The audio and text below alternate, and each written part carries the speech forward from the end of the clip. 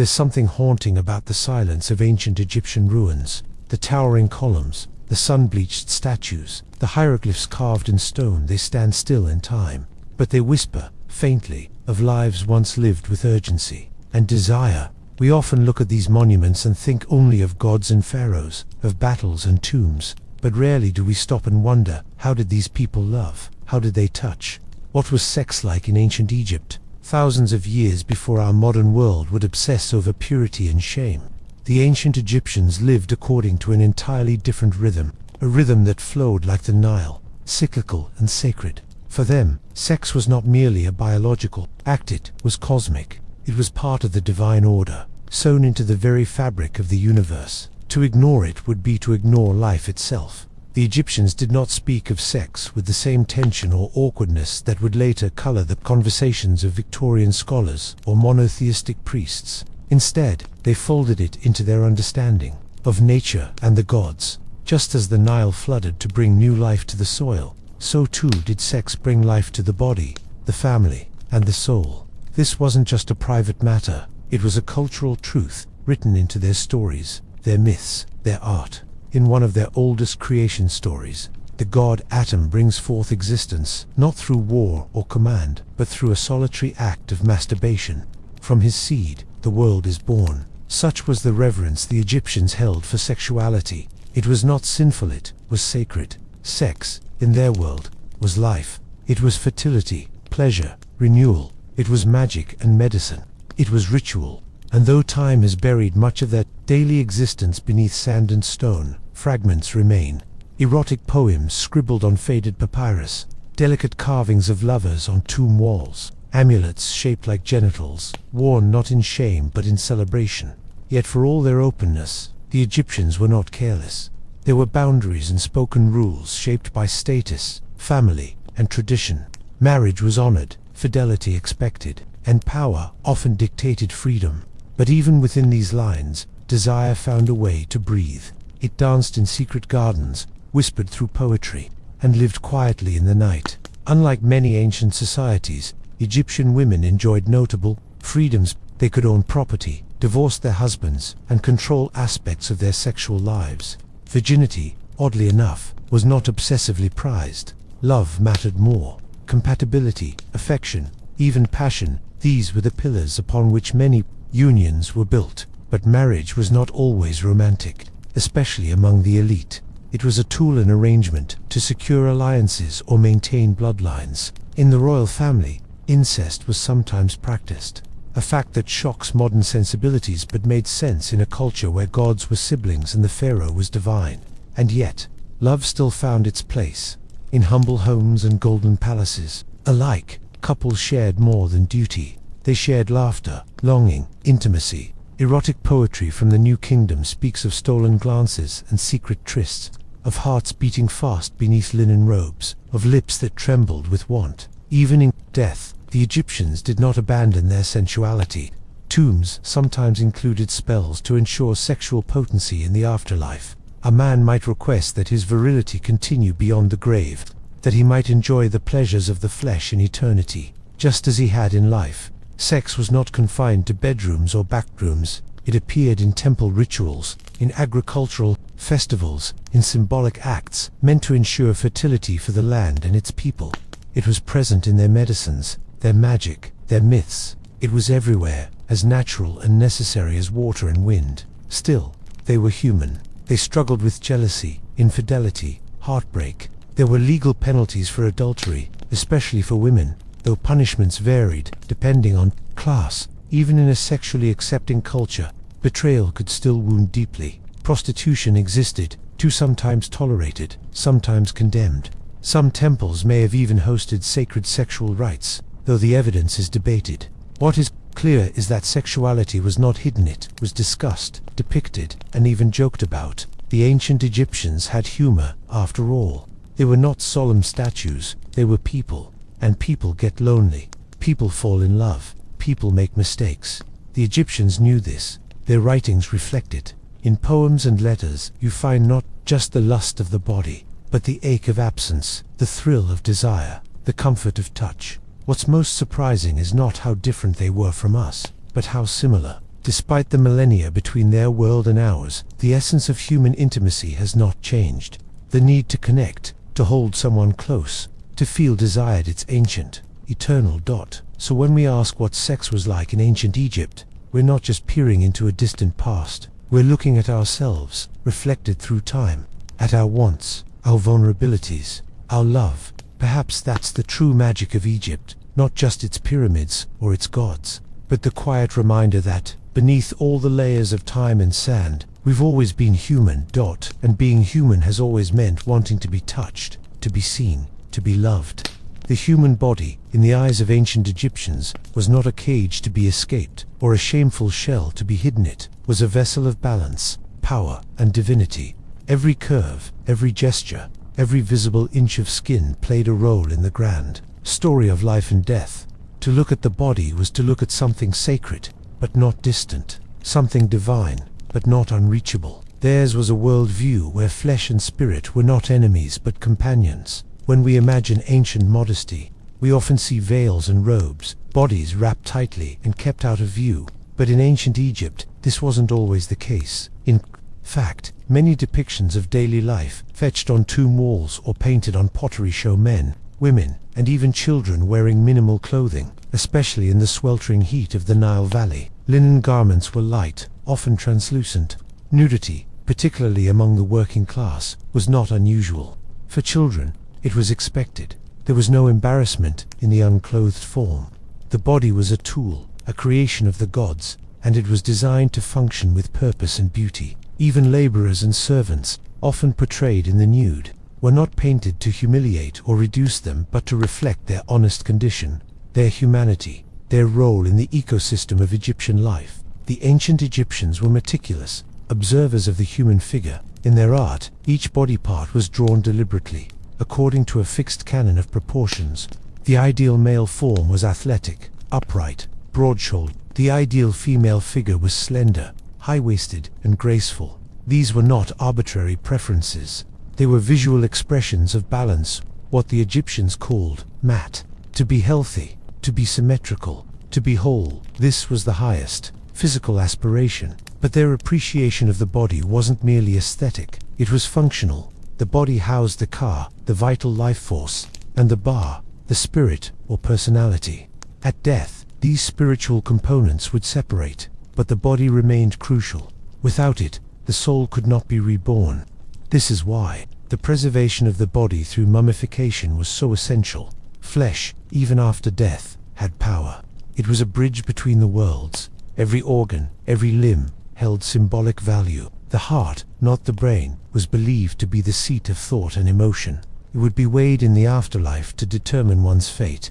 The liver, lungs, and stomach were carefully removed and stored in canopic jars, not simply for decay, prevention, but because each organ had cosmic associations. They belonged to specific protective deities, each with their own domain in the universe. Taut hair was another important feature of the body. Children often wore the side lock of youth, a single braid or lock of hair, on an otherwise shaved head. Adult men and women styled their hair or wore elaborate wigs, often perfumed and adorned. Wigs were not just fashion, they were a mark of status, ritual, and respectability. Body hair was generally removed, especially by the upper class, in pursuit of cleanliness and purity. Cosmetics, too, played a profound role. Both men and women painted their eyes with kohl, a black pigment made from galena. It was beautiful, yes, but also functionally it protected against the sun's glare and reduced the risk of eye infections. Red ochre was used to color lips and cheeks. Fragrances made from oils, myrrh, and lotus were applied to the skin. The body was not hidden, it was polished, enhanced, celebrated. Yet this celebration of the body did not lean toward excess or vanity. There was a balance, always. Gluttony, obesity, or laziness were frowned upon in royal inscriptions and tomb art. Pharaohs were idealized in youthful strength, regardless of their actual age. The body was to be cared for, not indulged. To overdo was to tip the scales of Matu court, disorder and decay. Religious practices often involved the body in symbolic acts. Priests had to bathe, shave, and purify their bodies multiple times a day. Sexual acts could be part of fertility rituals, where the body became an instrument of divine renewal. Offerings to gods included food, drink, incense, but also images of physical beauty and perfection. The gods, after all, were often imagined with ideal human forms. The temples and tombs told stories, not just with words, but with bodies. A priest pouring water, a dancer mid-motion, a mother nursing a child. The way the body was posed, the angle of a hand, the curve of a back all, spoke volumes. The human form was a language of its own. In medical papyri, we find another layer of how Egyptians regarded their bodies. They documented ailments and treatments with startling precision. Doctors and healers called Snor treated everything, from toothaches to infertility. The human body was not mysterious in the mystical sense. It was understandable, treatable, manageable, a machine that could be studied, diagnosed, and maintained. And yet, they didn't divorce the physical from the magical. A broken bone might be set with splints and salves, but also accompanied by a spell. A headache might warrant both herbs and a protective amulet. The body was not just chemicalite, was spiritual, and every wound, every sensation, had meaning. Beyond the surface. In love and intimacy, this deep respect for the body extended even further. Erotic poems praised not just beauty, but sensation. Descriptions of skin, fragrance, and movement filled stanzas with soft awe. The beloved's walk, their laughter, their hairthes were not just physical traits, but portals into divine affection. Even in the realm of law and punishment, the body was central. Corporal punishment could be severe, yes, but there were also laws protecting physical integrity. Assaults and abuses had consequences. The body, even in a legal sense, was not property, was sacred space. In death, the body became holy in a different way, cleaned, anointed, and wrapped with care. It was not just disposed of, it was prepared for a second life. Mummification was the final act of love and preservation. Every toe, every finger, every tooth had to remain intact, for resurrection depended on physical wholeness. The human body, then, was never seen as an obstacle or a temptation. It was not something to be denied, but something to be embraced with dignity, control, and wonder. It was capable of great pleasure, great suffering, and great transformation. It could carry life, carry spirit, and carry memory. In this ancient worldview, the body was not separate from the cosmos. It echoed the stars, the river, the sun. It was a small universe within the larger one, a vessel, a temple, a tool. To honor the body was to honor the gods who shaped it, and in honoring their own flesh, the Egyptians left us a powerful legacy, one that reminds us that the human form, in all its beauty and imperfection, has always been more than just skin and bone. It has always been a story. Understanding the sexuality of a civilization that vanished over 3,000 years ago is no easy task. There are no diaries to read, no recorded conversations to overhear, no private letters tucked away in old drawers. And yet, in the case of ancient Egypt, traces still linger, etched in stone, brushed in faded pigment, and written in symbols on crumbling papyri. The sounds of time may have buried their voices, but not completely. Whispers remain. These whispers come to us in fragments. No single scroll or monument tells us everything, but when you gather the pieces, when you sit with them patiently, they begin to tell a fuller story. One shard of pottery might show a couple in a tender embrace. A tomb painting might depict a naked servant girl pouring wine. A medical scroll might describe a method for stimulating fertility. Each piece alone is a riddle. Together, they form a mosaic. Among the most important sources we rely on are the ancient papyrithos, fragile sheets made from the reeds of the Nile. Some were administrative, others poetic, and a few surprisingly candid. The Turin erotic papyrus, now held in an Italian museum, stands as one of the most controversial and explicit documents ever uncovered from the ancient world. Its illustrations depict exaggerated, even humorous, sexual scenes, suggesting that the Egyptians not only acknowledged sexual pleasure, they laughed with it. The Turin papyrus is both tantalizing and perplexing. Scholars debate its purpose. Was it a satirical artwork, a guidebook, a piece of private entertainment commissioned by someone wealthy and curious? Whatever its intent, it leaves little doubt that sexuality was not hidden from artistic expression. It was bold, graphic, unapologetic, and it opens a rare, unfiltered window into Egyptian sexual imagination. But not all our evidence is so flamboyant. Much of what we know about Egyptian sex and intimacy is indirectly gleaned from love poetry, mythological texts, and medical treatises. These writings may not mention intercourse explicitly, but they hint at longing, at touch, at desire. The Chester Beatty Papyrus, for example, contains love poems filled with sensual language. They describe the beloved's voice as sweet as honey, their presence more intoxicating than wine. The emotional landscape of attraction is mapped out in careful, fragrant metaphors. Tomb art is another silent witness. On the walls of burial chambers and temples, men and women are shown in tender or domestic moments. Though full nudity is rare in these formal depictions, partial nudity, exposed breasts, sheer garments, suggestive postures is common, especially in scenes of dancing, celebration, or fertility. These images were not considered indecent. They were part of life. They were beautiful, necessary, and alive with symbolic meaning. Statues, amulets, and figurines also tell a story, albeit one wrapped in ritual and magic. Small carvings of nude women, often with exaggerated hips and breasts, were common fertility charms. They weren't erotic in the modern sense, but rather devotional. They honored the female form as a life-giver, a protector, a magical conduit of birth and renewal. More unusual, but equally telling, are the birthing bricks, rectangular platforms on which women would squat during childbirth. These bricks were sometimes inscribed with protective spells and images. Some included references to intimacy, conception, and the continuation of life. Even in the practical tools of labor, the Egyptians embedded reminders of where life begins, in the closeness between two bodies. In temples, we find yet another layer of evidence.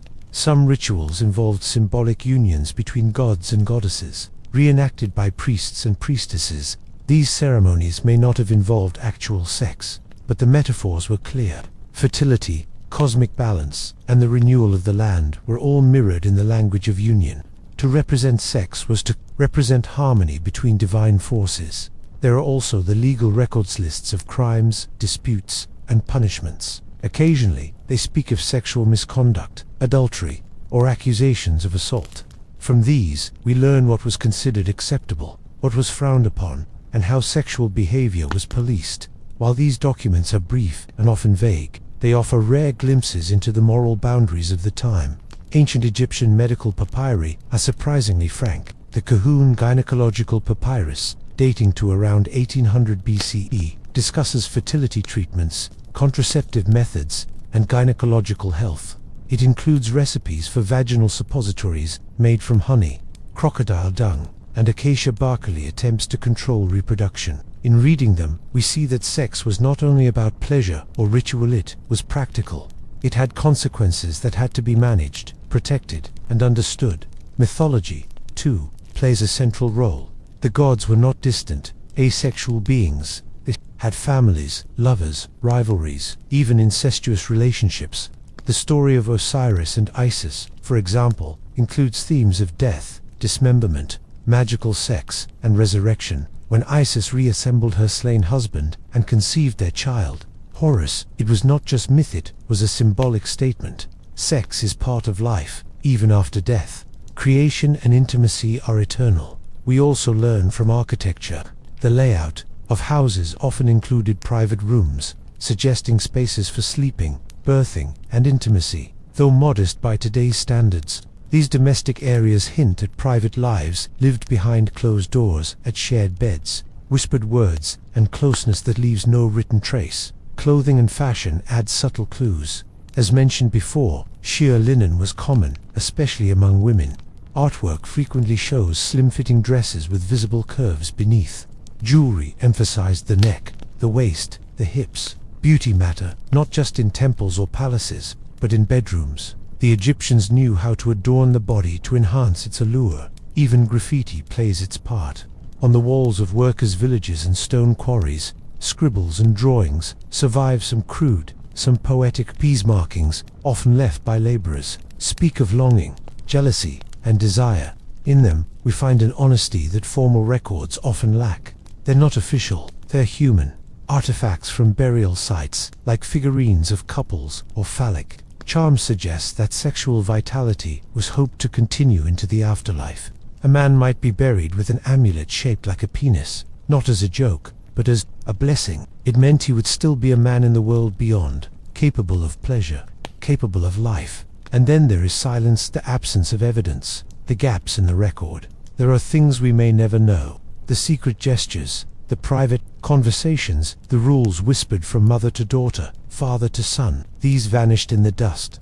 But the fragments we do have, scattered across tombs and temples and scrolls, allow us to imagine what once was, through myth, medicine, poetry, and paint.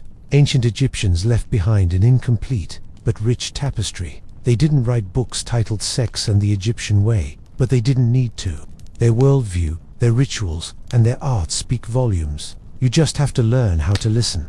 And when you do, when you sit quietly with the stone and the papyrus, when you read between the lines and see beyond the brushstrokes, you begin to understand that the Egyptians weren't so different after all. They longed, they touched, they loved, and in their own language, they left behind the memory of it. Long before the first pyramid rose from the desert floor, before the pharaohs reigned or the Nile was charted, the Egyptians imagined a beginning not of kings or cities, but of existence itself. And at the center of that beginning was an act of creation that was deeply, unmistakably sexual. For the ancient Egyptians, the world did not erupt from chaos in violence or command. It was born through desire, through the body, through the sacred act of generation. According to one of the oldest creation myths from Heliopolis, the universe began with a single being, Atum, the first god, the original presence in a formless void. There was no earth yet, no sky, no stars, just Atum, standing alone in the primordial waters called Nun, with no companion, no partner. He created the first gods through a solitary act. He masturbated. From this act of self-pleasure, Atum brought forth Shu, the god of air, and Tefnut, the goddess of moisture. Together, they would give rise to the world as the Egyptians knew it: sky and earth, night and day, the cycle of life. But the origin remained deeply physical. The act of creation was not abstract. It was intimate. The very first moment of existence was sexual in nature, and not only accepted, it was revered. This origin story, radical even by modern standards, sets the tone for how the Egyptians understood the cosmos. Creation was not a sterile process. It was not spoken into being.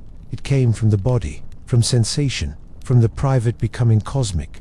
Atum's seed was the spark that awakened the universe. His body was the vessel of all things to come. In another version of the myth, Atum sneezes or spits Shu and Tefnut into being. But even here the metaphor remains physical. Bodily fluids, whether seed, spit, or tears, are not seen as waste or shameful. They are creative forces, life-bearing substances. They are sacred because they originate within the divine form. And just as Atum created alone, other gods continued the work of generation through union. Shu and Tefnut gave birth to Geb, the god of the earth, and Nut, the goddess of the sky. The two loved each other deeply, so much so that they clung together in an eternal embrace. But their closeness threatened to halt the unfolding of creation. So their father, Shu, separated them, lifting Nut to become the heavens and pressing Geb down to form the earth. And so the world found its space. Still, even in separation, the intimacy between Nut and Geb remained. In temple carvings, Nut is often shown arching protectively over the earth, her star-speckled body stretching from horizon to horizon. Geb, beneath her, gazes upward. Their positions are not just symbolic, they are sensual. The earth longs for the sky curves to protect the earth. The world is born of longing. The relationship between Isis and Osiris adds yet another dimension to Egypt's sexual mythology. Osiris, god of the afterlife, was killed and dismembered by his jealous brother Seth. His body parts were scattered across Egypt, and his loyal wife, Isis, embarked on a quest to recover them. She found all but one, his phallus. According to the myth, it had been thrown into the Nile and eaten by a fish. But Isis did not give up. Using her magic, she reassembled Osiris's body and fashioned a new phallus. Then, in one of the most intimate and mystical moments in Egyptian lore, she hovered over his lifeless body, transformed herself into a bird, and conceived their son, Horus, through a divine act of posthumous sex. In doing so, she restored life just to Osiris, but to Egypt itself. This myth is often interpreted as a tale of resurrection, but at its core, it is also a love story, a tale of desire, of union beyond death, of the power of sex not as lust, but as salvation. Isis's act was one of grief, devotion, and rebirth. Through sex, she reclaimed order from chaos. Through sex, she brought balance to the world. The Egyptians saw this pattern of death and renewal, separation and reunion in every part of life. The flooding of the Nile, which brought fertility to the land each year, was itself linked to the tears of Isis. The river's cycle mirrored the cycles of the body, the rhythms of passion and rest, of union and solitude. Sex was not isolated from these patterns, it was part of them. In fact, many festivals across Egypt celebrated fertility and love in explicit, joyful ways. During the Feast of the Valley or the Festival of Hathor, women sang love songs, couples drank wine, and erotic poetry was recited openly. Statues of gods and goddesses were paraded in public, sometimes with exaggerated sexual features, to bless the fields and families. These were not vulgar events, they were sacred. A reaffirmation that life springs from closeness, from contact, from shared bodies. Hathor, goddess of music, dance, and love, was one of the most sensual deities in the Egyptian pantheon. She was often depicted as a beautiful woman with cow horns and a sun disk. Her temples were filled with images of joy, pleasure, and affection. Lovers invoked her name. Women wore amulets of her likeness to enhance their desirability. To honor Hathor was to embrace sensuality, not shun it. Even Min, the god of male virility, was portrayed with an erect phallus symbol, not of obscenity, but of strength, fertility, and creation. Offerings were made to him during harvest festivals to ensure the soil's fertility. The same organ that could father a child could also make the grain grow tall.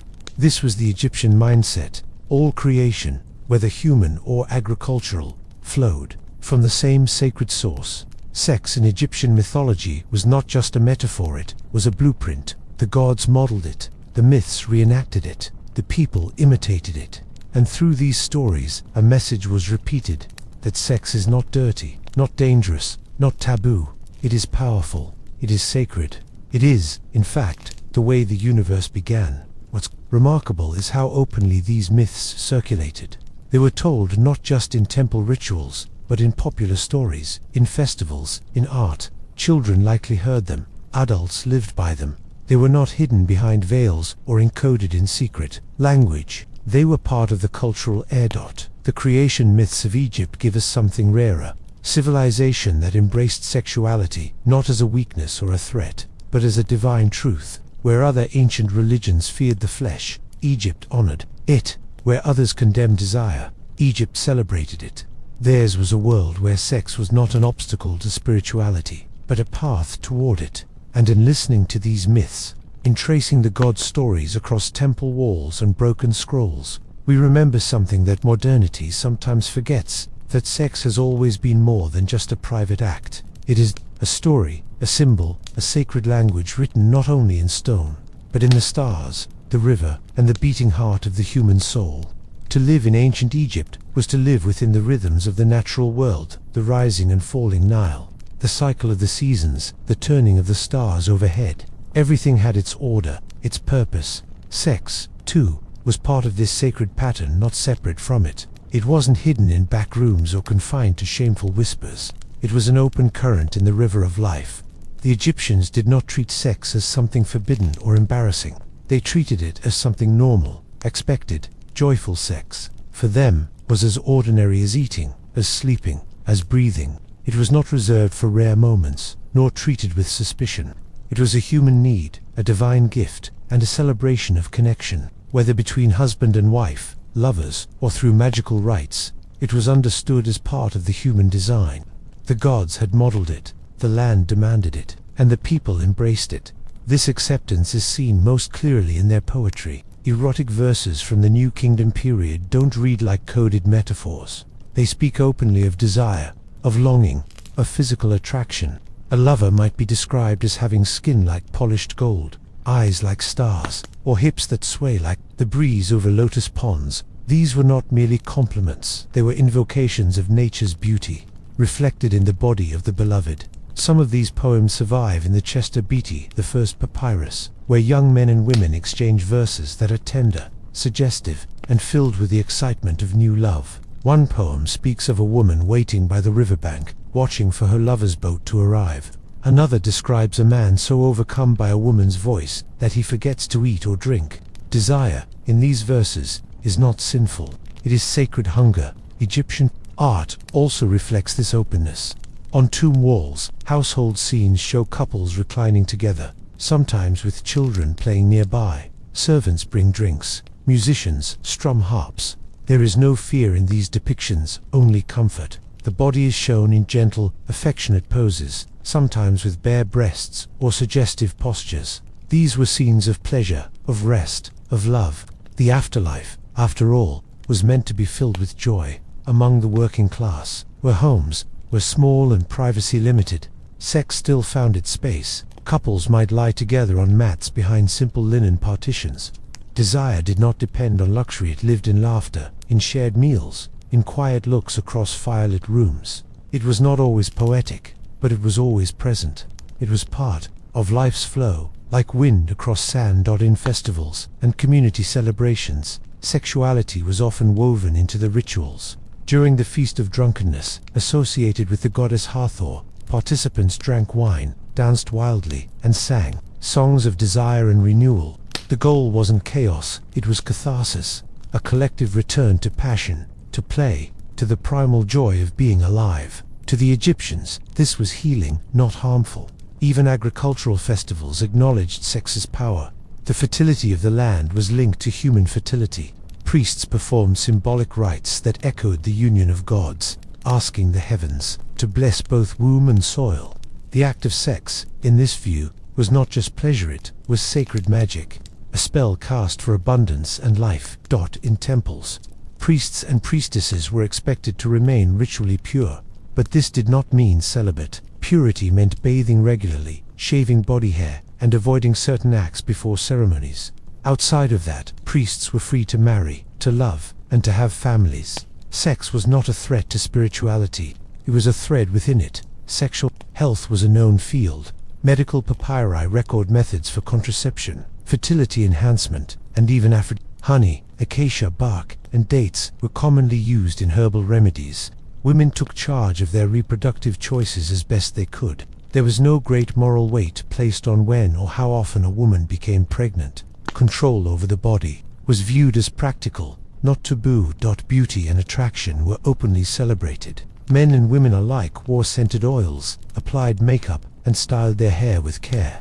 Kohl-lined eyes, rouged cheeks, and perfumed skin were tools of seduction and self-expression. A well-scented body was a signal of cleanliness, vitality, and readiness for closeness. It was a gesture of desire made visible. Even clothing carried sensual undertones. Women's dresses were often made from fine linen, woven so thin that the shape of the body beneath was visible. This was not scandalous, it was stylish. In the heat of the desert sun, light garments were a necessity, but they also allowed the body to remain part of the conversation, not something to be hidden. Children were often nude until adolescence, and nudity itself was not inherently shameful. It depended on context. The human form, when displayed respectfully, was simply another part of creation. There was no blanket rule that said skin equaled sin. That idea would come much later, from cultures shaped by guilt and dualism. The Egyptians did set boundaries, of course. Adultery, particularly when committed by women, could carry social consequences, but these were practical concerns, tied to inheritance, honor, and family reputation, not divine punishment. Sex itself was never seen as the problem. It was the betrayal that mattered, not the act. Even in art meant for private eyes, like the Turin erotic papyrus, we see a playful, humorous approach to sex. The exaggerated scenes were likely intended to entertain, not shock. They remind us that Egyptians, like us, had fantasies, jokes, curiosities. They weren't solemn statues. They were people curious, laughing, teasing, exploring.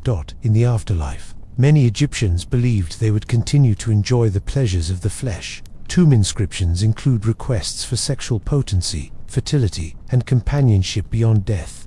The ideal afterlife wasn't a clouded, bodiless it was an echo of Earth's joys, made perfect. Fields of grain, good food, clean rivers, and someone to lie beside. This vision of sex as natural, joyful, and integral to life runs throughout their culture.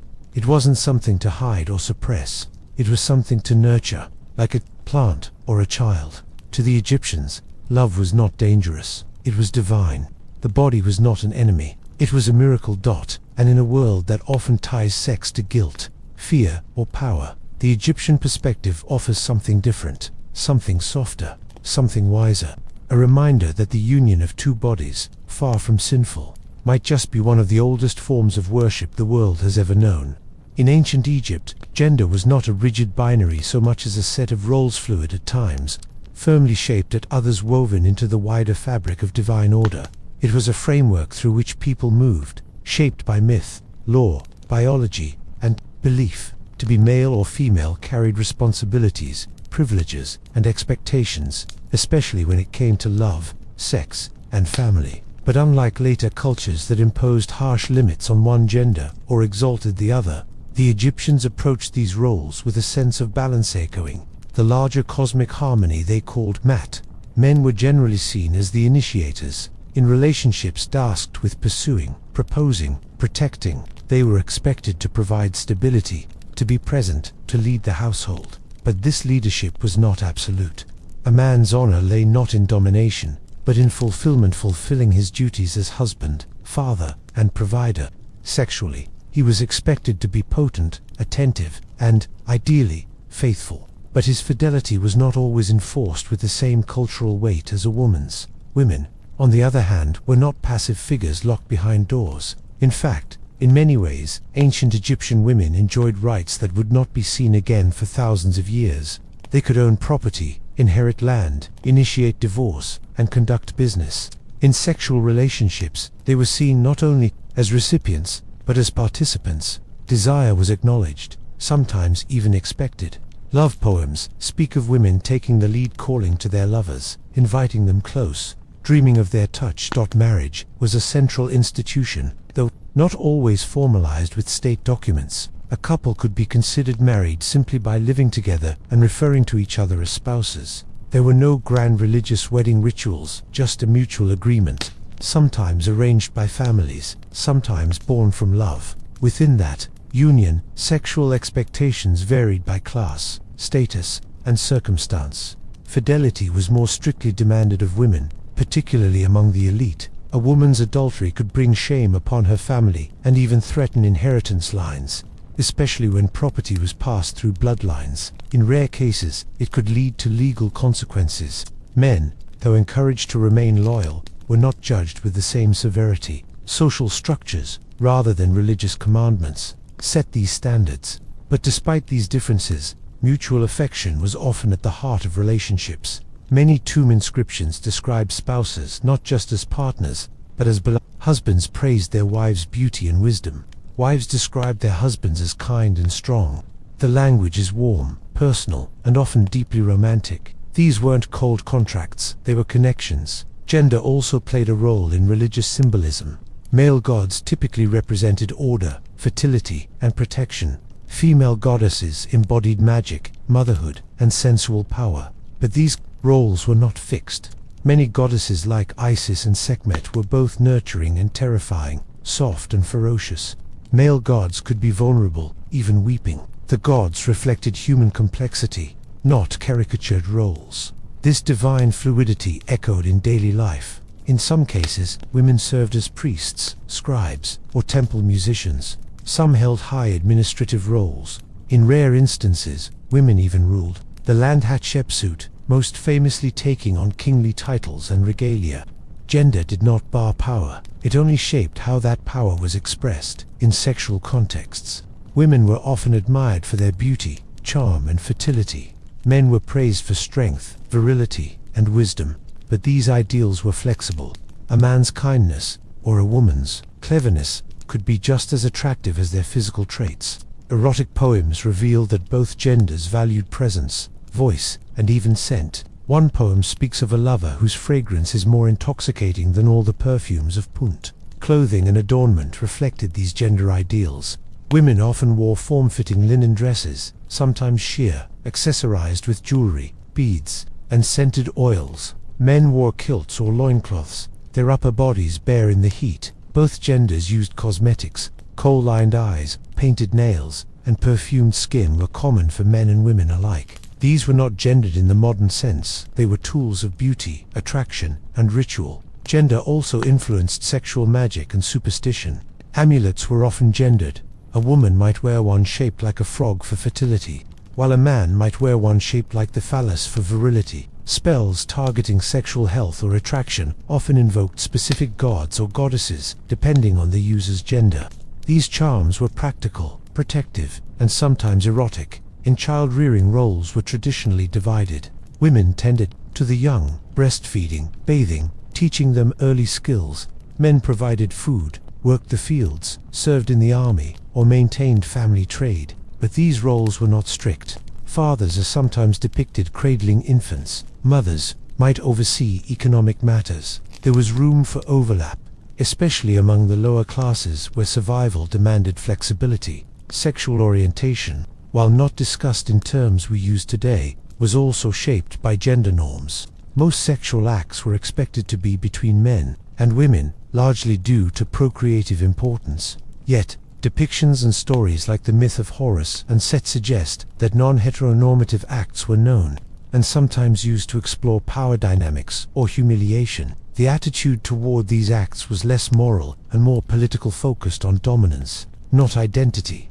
While ancient texts do not openly document same-sex romantic love, this absence doesn't mean such relationships didn't exist. The story of Neonk-Num and Kumhotep, two male officials buried together in a shared tomb with intimate imagery, suggests at least the possibility of a romantic or deeply bonded same-sex relationship, whether brothers, lovers, or something in between. Their closeness challenged simple gender narratives. In domestic life, roles were sometimes negotiated. In elite households, women might have several servants and oversee large estates. In farming villages, wives worked beside their husbands. The expectations weren't entirely fixed by gender, they were shaped by wealth, location, and need.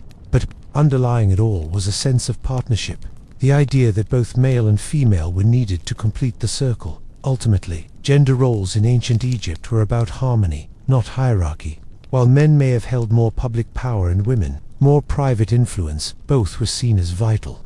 Neither was considered lesser. The pharaoh himself, supposedly divine, was always flanked by queens, goddesses, and female magic. No king could rule alone. No body could create life without another. And in their sexuality, Egyptians reflected this harmony. They knew that desire, like the Nile, flowed in both directions.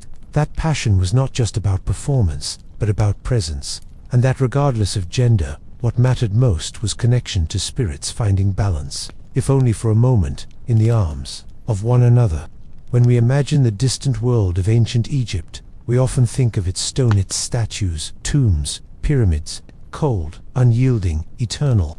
But within that world of stone, there also lived paper-thin whispers, poems written in ink on fragile papyrus. These verses, many of them thousands of years old, pulse with warmth. They speak not of war or rule, but of love, of longing, of intimacy, of bodies and hearts reaching for each other in the sun and shadow of the Nile. The ancient Egyptians were not shy about desire. Their poetry did not hide behind metaphor for modesties. Saket used metaphor to decorate, not disguise. A beloved's lips might be compared to lotus petals, their voice to birdsong, their movements to reeds swaying in the floodplain. But behind these soft images was real heat, real yearning. The desire was physical, spiritual, and deeply human. These poems are among the oldest love poetry ever discovered. Many of them come from the New Kingdom period around 1300 BCE and have been found on papyri, like the Chester Beatyi papyrus, or inscribed on shards of pottery and limestone flakes, known as aspdracha. Some are clearly male voices praising women, while others seem to be written from the perspective of women, expressing their own passions with equal clarity and courage. A typical verse might begin with a simple moment, a lover walking by, unaware of the effect they've had. One poem reads, "My heart flutters hastily when I think of my love for you. It lets me not act sensibly. It leaps from its place." The speaker is not concerned with stoicism. Love here is disordering, intoxicating, all-consuming. It is allowed to be wild. Some poems speak of the agony of absence.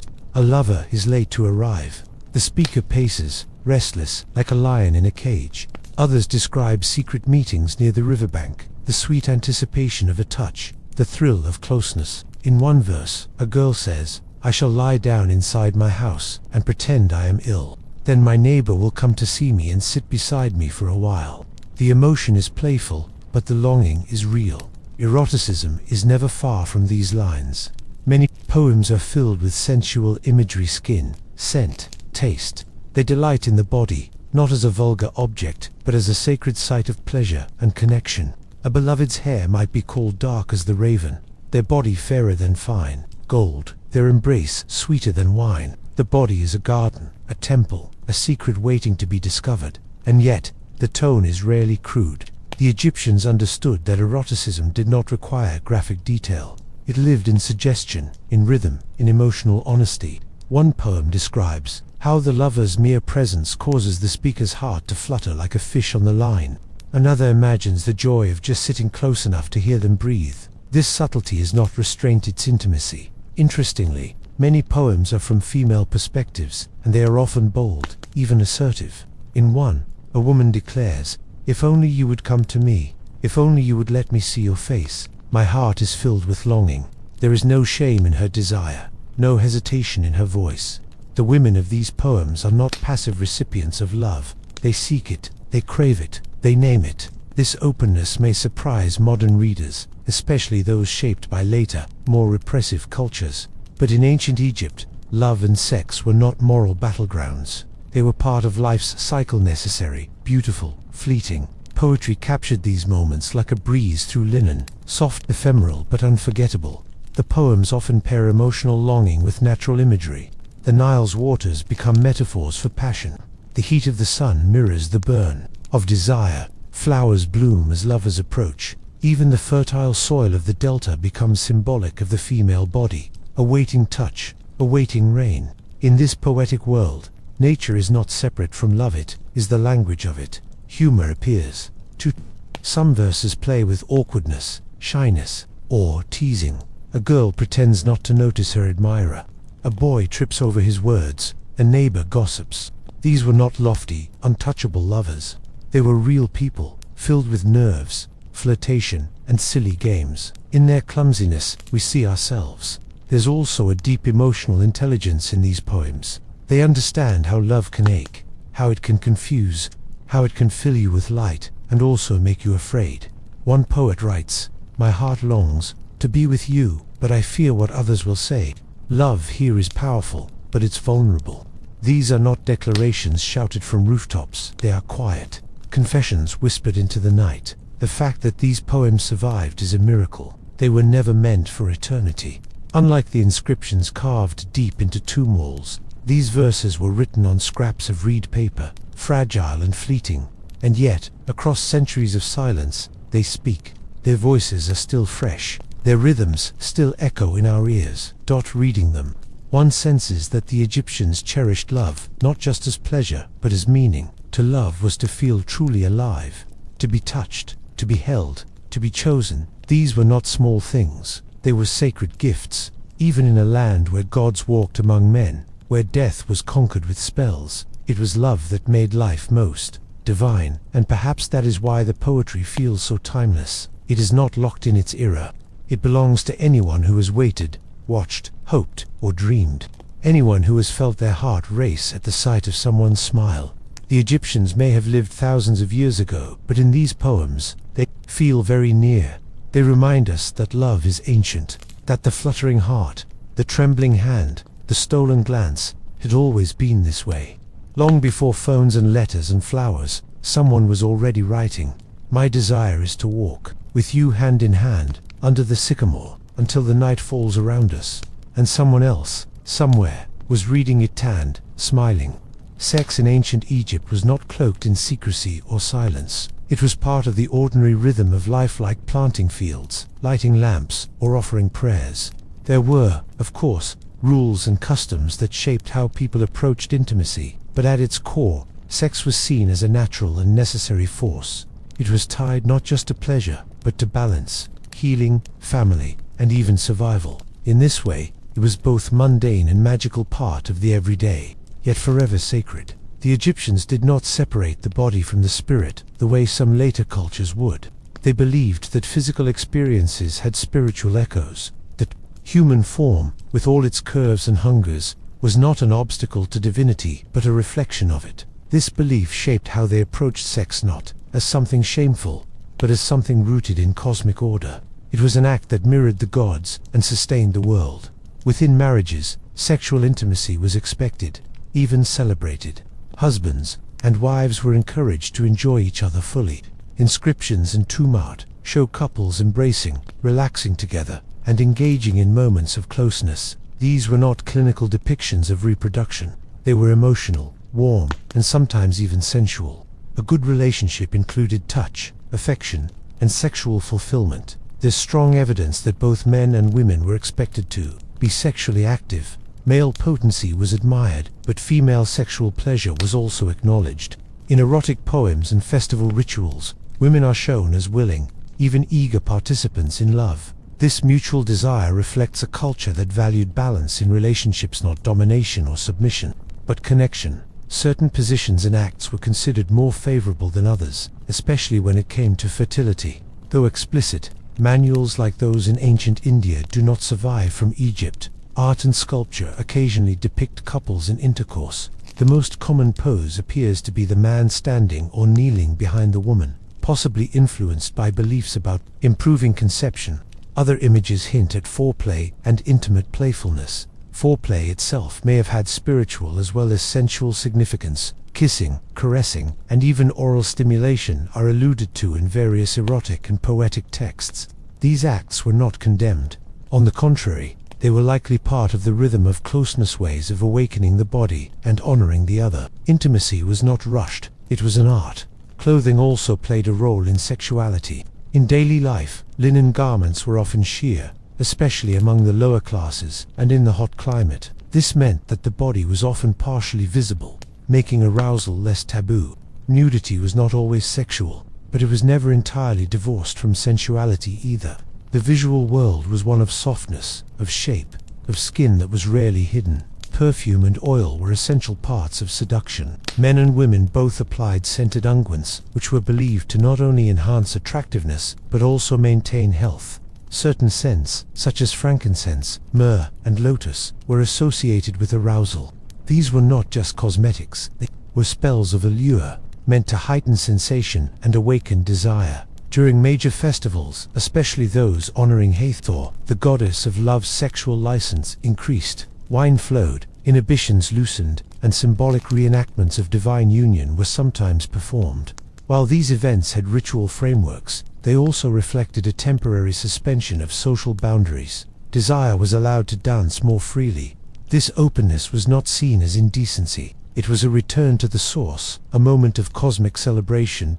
In private, couples used household charms and fertility amulets to protect and bless their sexual lives. Small figurines shaped like naked women, frogs or phalluses, were common in bedrooms. Some were explicitly erotic, others symbolic.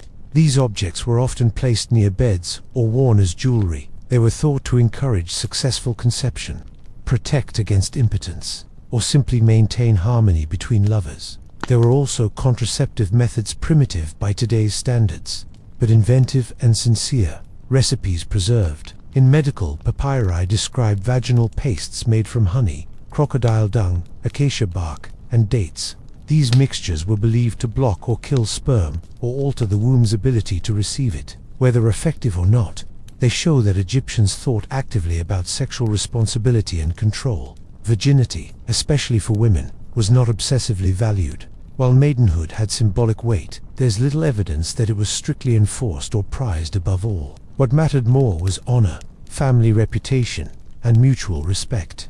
Sex before marriage likely occurred, especially during courtships and festivals. It was not always scandalous. Context was everything. Homosexuality remains a debated topic among scholars. While there are no explicit written laws or praises of same-sex relationships, certain artistic and burial choices, like the shared tomb of Neonkhnum and Kumhotep, suggest the possibility of male-male intimacy. Interpretations vary, but what's clear is that the culture did not make sexual orientation a moral battleground. It was behavior and consent, not desire itself, that shaped judgment. Masturbation was not condemned either. In fact, as seen in the myth of Atum. It was considered a powerful, creative act. The first god of the cosmos, alone in the void, brought forth the world through masturbation. This myth suggests that the act was not shameful, but sacred. It was the spark that lit the stars. Incest, at least within the royal family, was practiced as a way of preserving divine bloodlines. Pharaohs often married their sisters, echoing the unions of the gods. While the average Egyptian would not do this, the practice was not viewed with the same horror that later societies would feel. The pharaoh was semi-divine, and his family operated on different spiritual terms. Adultery, particularly by women, could lead to social disgrace or divorce, but it was not always punished by violence or death.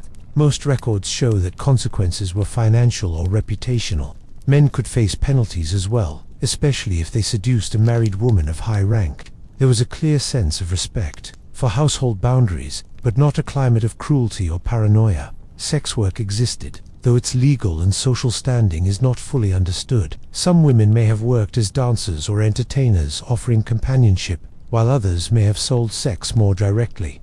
The line between sacred and profane was not always clear. In some temples, erotic dance and fertility rites were performed as forms of worship, not commerce. Ultimately, the Egyptians believed that sex should be enjoyable, mutual, and in harmony with the needs of the body and the will of the gods. It was a source of laughter, healing, pleasure, and power. Whether in a quiet home, a bustling festival, or the sacred halls of myth, it was always present, sometimes loud, sometimes soft, but always real. And through it all, one belief held strong, that sex was not just about bodies coming together, but about lives entangling, flesh, breath, soul. To touch someone was to know them was to join them, and to join them, even for a moment, was to feel close to the divine. In a quiet vault in the Egyptian Museum of Turin lies a papyrus unlike any other. It is not a map of tombs, nor a list of offerings. It is not a hymn to the gods, or a letter to a king. It is something far more surprising, something that challenges modern assumptions about the ancient world. Known today as the Turin Erotic Papyrus, it is, by most accounts, the oldest known example of illustrated erotic art. In modern terms, it might be called ancient porn, but to understand it that way is to flatten its meaning.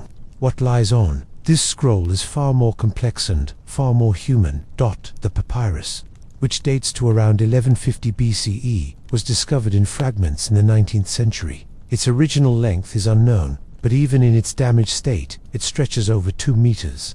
What's left reveals a series of explicit sexual scenes, drawn in detailed line work, interspersed with humorous and satirical imagery. These are not shy sketches. They are bold, exaggerated, and deliberately provocative. The scroll is divided into 2 sections. The first is a satirical parade of animals behaving like humans, donkeys playing instruments, lions serving drinks, monkeys dancing. It's absurd and theatrical, almost like an ancient comic strip. But then, the tone changes. The second half plunges into eroticism, a series of graphic images showing men and women in various sexual positions. There are no gods here, no royal figures, just flesh, movement, and fantasy. The men depicted are mostly older, balding, pot-bellied.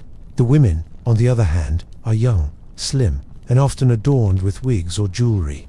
Their poses are bold and uninhibited. They are shown climbing, bending, straddling. There is no shame in their nudity, no modesty in their gestures. If anything, the power dynamic in these images is balanced or even tipped toward the women. Some scholars believe the papyrus was meant to be humorous or satirical, a kind of bawdy entertainment, perhaps created for a bored scribe or a wealthy patron with a taste for novelty. Others suggest it had ritualistic value, possibly tied to fertility magic or temple satire, but its exact purpose remains a mystery. There is no surviving text to explain its creation. We are left only with the images and our interpretations. What's striking is how openly sexual it is. There's nothing abstract or symbolic about these drawings. They are unmistakably physical, erotic, even pornographic by today's standards. And yet, the Egyptians who created and possibly enjoyed this papyrus didn't seem to treat it as taboo. It survived, after all, not hidden, not destroyed, but preserved. Like any other piece of cultural memory, the figures are drawn with care. The anatomy, while exaggerated, is deliberate. Genitals are prominent. Movements are clear. There's a rhythm to the scroll, like a visual performance, unfolding from one act to the next. Some images are tender, others are playful. One scene shows a woman balancing on a jar while her partner approaches from behind. Another shows lovers embracing mid. There's laughter here, and lust, and something that feels like joy. This papyrus stands in sharp contrast to the restrained elegance of other Egyptian art. On tomb walls, bodies are idealized, frozen in profile, serene. But in the Turin erotic papyrus, bodies twist and sweat and reach. They are not sacred symbols, they are vessels of desire. They are not metaphors, they are people, caught in a moment of wild humanity. And this is perhaps the papyrus's greatest revelation, that the Egyptians, for all their solemn rituals and stone monuments, also had space for sexual play. They made room for humor, fantasy, and indulgence. They were not always serious. They were not always moralistic. Sometimes they were just people, laughing and aroused and curious. That the papyrus has often been excluded from public exhibitions speaks volumes not about the Egyptians, but about us. Modern discomfort with sexual imagery often projects itself backward, assuming that past cultures shared our taboos. But Egypt, for all its mystery and grandeur, was in many ways more honest about the body than we are.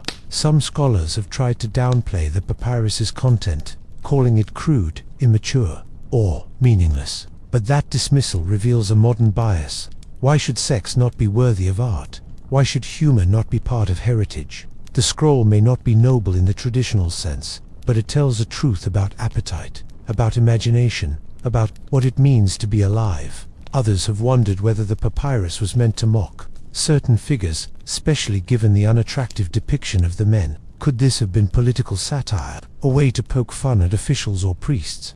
If so, it speaks to a culture where even power could be mocked through sex, where eroticism could become protest, laughter a kind of rebellion. There's also the possibility that the scroll was simply made for fun, that it was passed around at drinking parties or kept in a bedroom chest, that someone, thousands of years ago, unrolled it by lamplight and chuckled, or blushed, or felt their heart quicken, that it served no grand purpose, just pleasure. Yet, even in pleasure, meaning blooms. The Turin erotic papyrus shows that the Egyptians were not repressed, but expressive, not ashamed of desire, but intrigued by it. They could depict sacred union in temple relief sand, then sketch sexual comedy on papyrus. Both were part of life. Both were reflections of the human spirit, and while the scroll may not offer theological insight or royal lineage, it offers something rare, a glimpse into private amusement, into fantasies that may have never been spoken aloud, into the edges of a culture that dared to play, to exaggerate, to arouse. It is a reminder that history is not just what we build in stone, but what we laugh at in secret. In the end, the Turin erotic papyrus is more than ancient porn. It's a fragment of forgotten honesty, a scroll that says, we too had bodies, we too had jokes, we too imagined. And in that small truth, we are not so far from them after all. Marriage in ancient Egypt was not just a legal arrangement or a religious obligation, it was a practical, emotional, and social contract. And though the union itself may not have been formalized in the way modern marriages are, the expectations surrounding it were clear and deeply woven into the rhythm of daily life. A couple could be considered married by mutual agreement and cohabitation. There were no sacred vows or elaborate ceremonies. What mattered more was the act of building a life together. Love, while not required, was certainly welcomed in a marriage. Tomb inscriptions often refer to a spouse as my beloved, or the one with whom I shared happiness. In many ways, this humanized bond, this gentle coexistence, was what marriage aspired to be. It wasn't necessarily romantic by design, but romance often bloomed within it. That affection was not just tolerated, it was admired. Most marriages were monogamous in practice, especially among the lower classes. Resources were limited, and maintaining multiple households would have been difficult. For everyday people, one spouse was enough emotionally, financially, spiritually. In many of these homes, the marriage was a partnership in every sense, raising children, growing food, and navigating the simple yet sacred challenges of life. Among the elite and the royal family, the picture was more complex. Pharaohs sometimes took multiple wives, especially for political alliances. They might have a principal queen, often honored with public statues and temple inscriptions, and secondary wives, whose roles were less formal. Still, even in these households, intimacy and emotional connection were often centered on one primary partner. Adultery, particularly by women, was discouraged and sometimes punished. A wife's fidelity was tied to issues of inheritance and family honor. If a woman was unfaithful, it could throw the legitimacy of children and, thus, property rights into question. This wasn't always about morality. Often, it was about stability and lineage. In rare cases, adultery could lead to public shaming or divorce. More often, it created private turmoil, not legal drama. Men, while technically held to similar standards, were sometimes granted more leeway. A husband's infidelity, unless it involved a woman of high status or another man's wife, was less scandalous. This discrepancy reveals the practical rather than religious nature of sexual morality in Egypt. It was not about divine judgment, it was about social balance. Yet for all these cultural rules, mutual respect seems to have been the guiding ideal. Tomb inscriptions repeatedly speak of wives who were dear to the heart of her husband, or men who were good to their wives in life. These weren't legal statements, they were emotional memories. When someone chose what to say for eternity, they often chose kindness. Marriage could be dissolved. Divorce was not taboo, nor did it ruin reputations. If a union was no longer working, either party could initiate separation. The division of property was often straightforward. Women retained rights to their dowry and any personal belongings. Children typically stayed with the mother, though arrangements varied. The process, while certainly not easy, was accepted as a reality of life. Infertility, too, could test a marriage. Since family and children were essential to legacy, a childless union sometimes led to a second wife or concubine. Still, this wasn't always the case. Some couples remained together in spite of it. There is little evidence that infertile women were consistently blamed or mistreated. Instead, prayers and remedies were sought, spells written, and offerings made to fertility gods. What makes ancient Egyptian marriage so distinctive is its emotional transparency. Love letters and personal artifacts show that people missed their spouses when they were gone. They wrote poems. They mourned deeply. In one letter found in a tomb, a man writes to his deceased wife, saying he cannot sleep without her, that her absence has left the bed cold. These were not staged emotions. They were the raw threads of life. Sex within marriage was not just for reproduction, it was also for joy, bonding, and health. Medical texts refer to sexual frequency, comfort, and even recommendations for enhancing pleasure. There was no sense that sex must only be for children. It was something shared, a regular expression of togetherness, like eating or resting. The idea of marital duty existed, but it was not harsh or joyless. A husband was expected to provide food, clothing, and affection. A wife was expected to care for the home and support her husband's endeavors. But these expectations were not rigid. Gender roles could bend under economic pressure, illness, or love itself. Life was more fluid than law. Jealousy existed, in love poems and moral tales. Rivals sometimes appear another man admired by the wife, or a neighbor who watches too closely. These tensions were rarely punished by force. Instead, they were dealt with through gossip, withdrawal, or poetry. Emotional landscapes were acknowledged, not denied. Marriage was also shaped by belief in the afterlife. Couples hoped to be reunited beyond death. Tombs often feature husband and wife seated side by side, holding hands, with inscriptions wishing for eternal partnership. This spiritual bond extended far past the physical. It imagined love as something that death could not erase. Monogamy was upheld, not by divine edict, but by cultural preference. It made sense socially and economically. It simplified inheritance. It made daily life manageable, but it wasn't a rigid law. Deviations existed, tolerated when discreet. The ideal was one person, one partner, one home, but the reality, as always, was more nuanced. The moral framework around sex and marriage was thus deeply practical.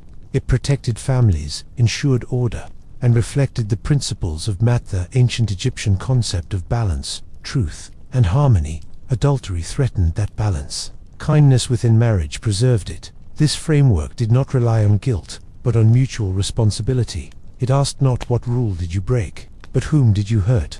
If no harm was done, then discretion, not punishment, followed. The Egyptian view of sexual morality was rooted in the living world, not imposed from the heavens, and perhaps that is what makes it feel so familiar. It was not a list of sins or a battle between flesh and soul. It was a mirror showing how people tried, stumbled, forgave, loved, and lived. Marriage was not perfection. It was a promise to try, a daily practice of choosing one another, of returning home, of sleeping side by side beneath the stars of the Nile sky. In the quiet corridors of history, few subjects are more layered and more misunderstood than prostitution. When we trace it back through time to the riverbanks of ancient Egypt, what we find is not a single truth, but many overlapping stories of survival, desire, ritual, and ambiguity. There were no neon signs, no red light districts as we know them, but there were women and men who exchanged sex for gifts, security, or silver, and a society that seemed to accept this with a mix of practicality and myth. Prostitution in ancient Egypt was not institutionalized in the way it was in later empires, like Rome or Greece. There are no surviving laws that directly ban or legalize it, but evidence from texts, art, and economic records suggests that it existed across social classes, and took many forms, some transactional, others ritualistic, still others entirely personal. It was neither exalted nor universally scorned. The word prostitute is in fact difficult to directly translate into ancient Egyptian. The language doesn't offer a precise equivalent. Instead, we find phrases like Hemite female companion, Shemaiite singer, dancer, or simply woman of the night in more poetic references. These women may not have considered themselves sex workers in the modern sense. They were performers, courtesans, house servants, or independent lovers. The lines blurred. Some of these women likely worked in taverns, inns, or public houses, places where beer flowed and men gathered after labor. These spaces, often run by women, offered not just drink but companionship. A dancer might perform, a woman might sit beside a traveler, offer a smile, a story, perhaps more. Whether payment followed was a private matter, not regulated by officials or temples. The Westcar Papyrus, a text from the Middle Kingdom, references tales of seduction and deception, including women disguising themselves for intimate encounters. While not explicitly calling them prostitutes, the context hints at women who used charm and sexuality in public settings. These stories suggest a society familiar with such exchanges and not necessarily scandalized by them. Erotic imagery in tombs and papyri sometimes shows scantily clad women offering lotus flowers or pouring wine-acts, symbolic of both hospitality and seduction. In certain cases, the women are named, their titles hinting at roles as temple musicians or dancers. These titles did not carry shame. On the contrary, some of these women held respected positions in religious festivals where eroticism was woven into sacred rites, which brings us to a more mysterious dimension of ancient sex work, its connection to ritual and religion. In festivals dedicated to Hathor, the goddess of love, music, fertility, and intoxication, women would sing, dance, and even engage in sexual play as offerings to the divine. These acts were not considered sinful. They were sacred. Through sensuality, the divine life force was honored and celebrated. Some scholars have speculated that ritual prostitution may have existed in Egypt, similar to practices in Mesopotamia or QAnon, where women offered their bodies in temples to embody fertility goddesses. However, there is no definitive Egyptian text that confirms this practice as a formal institution. What we do know is that sex and spirituality were not enemies. They shared space. The social perception of prostitutes in ancient Egypt was complex. They were not universally shunned, nor were they embraced as equals. Some were likely marginalized, especially if they operated independently or lacked powerful patrons. Others, particularly those tied to temples or elite households, may have enjoyed relative security. Like many roles in ancient life, one's experience depended heavily on class, context, and luck. Beauty and sensuality were marketable traits. Women wore fine linen, applied kohl around their eyes, perfumed their bodies with oils, and adorned themselves with jewelry. The presentation of the body was not solely for marriage or love. It was part of broader social expression, including courtship, flirtation, and sometimes commercial allure. The legal system doesn't appear to have directly punished prostitution unless it intersected with other crimes, such as adultery with a married elite or disruption of household harmony. This silence in the legal record suggests a kind of tolerated invisibility, As long as such exchanges didn't create scandal or threaten social order, they were quietly accepted. Some references to sex work appear in didactic literature, moralistic writings meant to instruct young men on how to live well. These texts sometimes warn against loose women or advise avoiding taverns, suggesting a cultural awareness of the temptations and perceived dangers of transactional sex. But these warnings are less about morality and more about preserving one's resources, dignity, or reputation. There is also archaeological evidence of brothel-like structures in workmen's villages, such as Deir el-Medina. These spaces contain small, partitioned rooms and graffiti, alluding to sexual encounters. Whether these were truly brothels or simply places of private liaisons remains debated, but they suggest that designated spaces for sex, outside of marriage, did exist. Men, too, may have offered sexual services. While the evidence is scarcer, some inscriptions and images imply that male dancers, musicians, or servants engaged in erotic labor. Their status, like that of their female counterparts, likely ranged from admired to disposable. The concept of masculinity in Egypt was not so rigid as to entirely exclude men from passive or erotic roles. Children born of such liaisons were generally accepted, though their social standing depended on the mother's relationship to the father. In some cases, these children were raised in the mother's household without stigma. In others, especially if inheritance was involved, complications arose, but the state did not interfere in private affairs unless conflict escalated. The emotional lives of sex workers are harder to recover. No diaries survive, no confessions in their own voice. But one can imagine, as with any life shaped by intimacy and uncertainty, a range of feelings: resilience, sadness, independence, longing. Not all would have seen themselves as victims. Some may have chosen their path, others, surely, did not. What is perhaps most striking is that ancient Egypt did not appear to moralize sex work through religion. There was no concept of sin tied to the act of selling one's body. Spiritual purity was measured through balance, cleanliness, and ritual, not by one's sexual history. A prostitute could still pray, still attend festivals, still be buried with respect. In the end, prostitution in ancient Egypt reminds us of a larger truth, that human sexuality, in all its forms, sacred, commercial, loving, fleeting, has always existed in the margins and main streets alike. It is shaped not just by biology or economy, but by belief, opportunity, and need. And within those ancient streets, beneath the sycamores and beside the Nile, women and men met strangers in the quiet of the night. They exchanged touch, coin, perhaps conversation, and then, in the soft morning light, they disappeared again into history, leaving only whispers on papyrus and dreams in stone. In the golden dust of ancient Egypt, life was sacred, but it was also precarious. Every new child brought joy, but also responsibility. And so, for all their reverence for fertility and family, the Egyptians were not blind to the burdens that motherhood could bring. Not every union needed to result in new life. Not every night needed to bear a consequence. And so, quietly, discreetly, the ancient Egyptians developed ways through herbs, rituals, and whispered knowledge to control conception. The idea of birth control is often framed as a modern phenomenon, but in truth, it is as old as intimacy itself. Long before science offered pills and procedures, people sought ways to shape their futures with plants, potions, and prayer. In Egypt, fertility was a gift, but one to be managed with care. Sex was not always for procreation.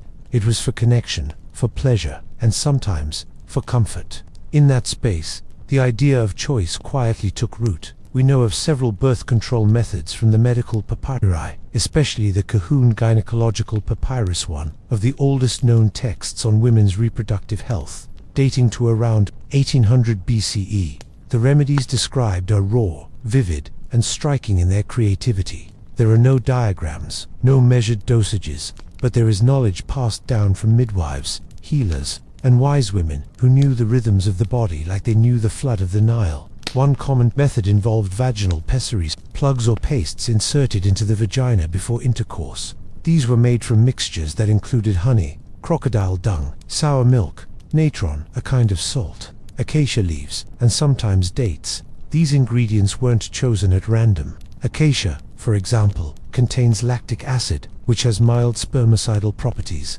Honey was known for its antibacterial qualities. The dung, while unsettling to modern minds, may have been used for its sticky consistency or symbolic protective power. These mixtures were often applied using lint or fibers, rolled into a ball or wrapped in linen. In this way, they formed a primitive barrier, kind of organic condom. The goal was to block or kill sperm before it could travel into the womb.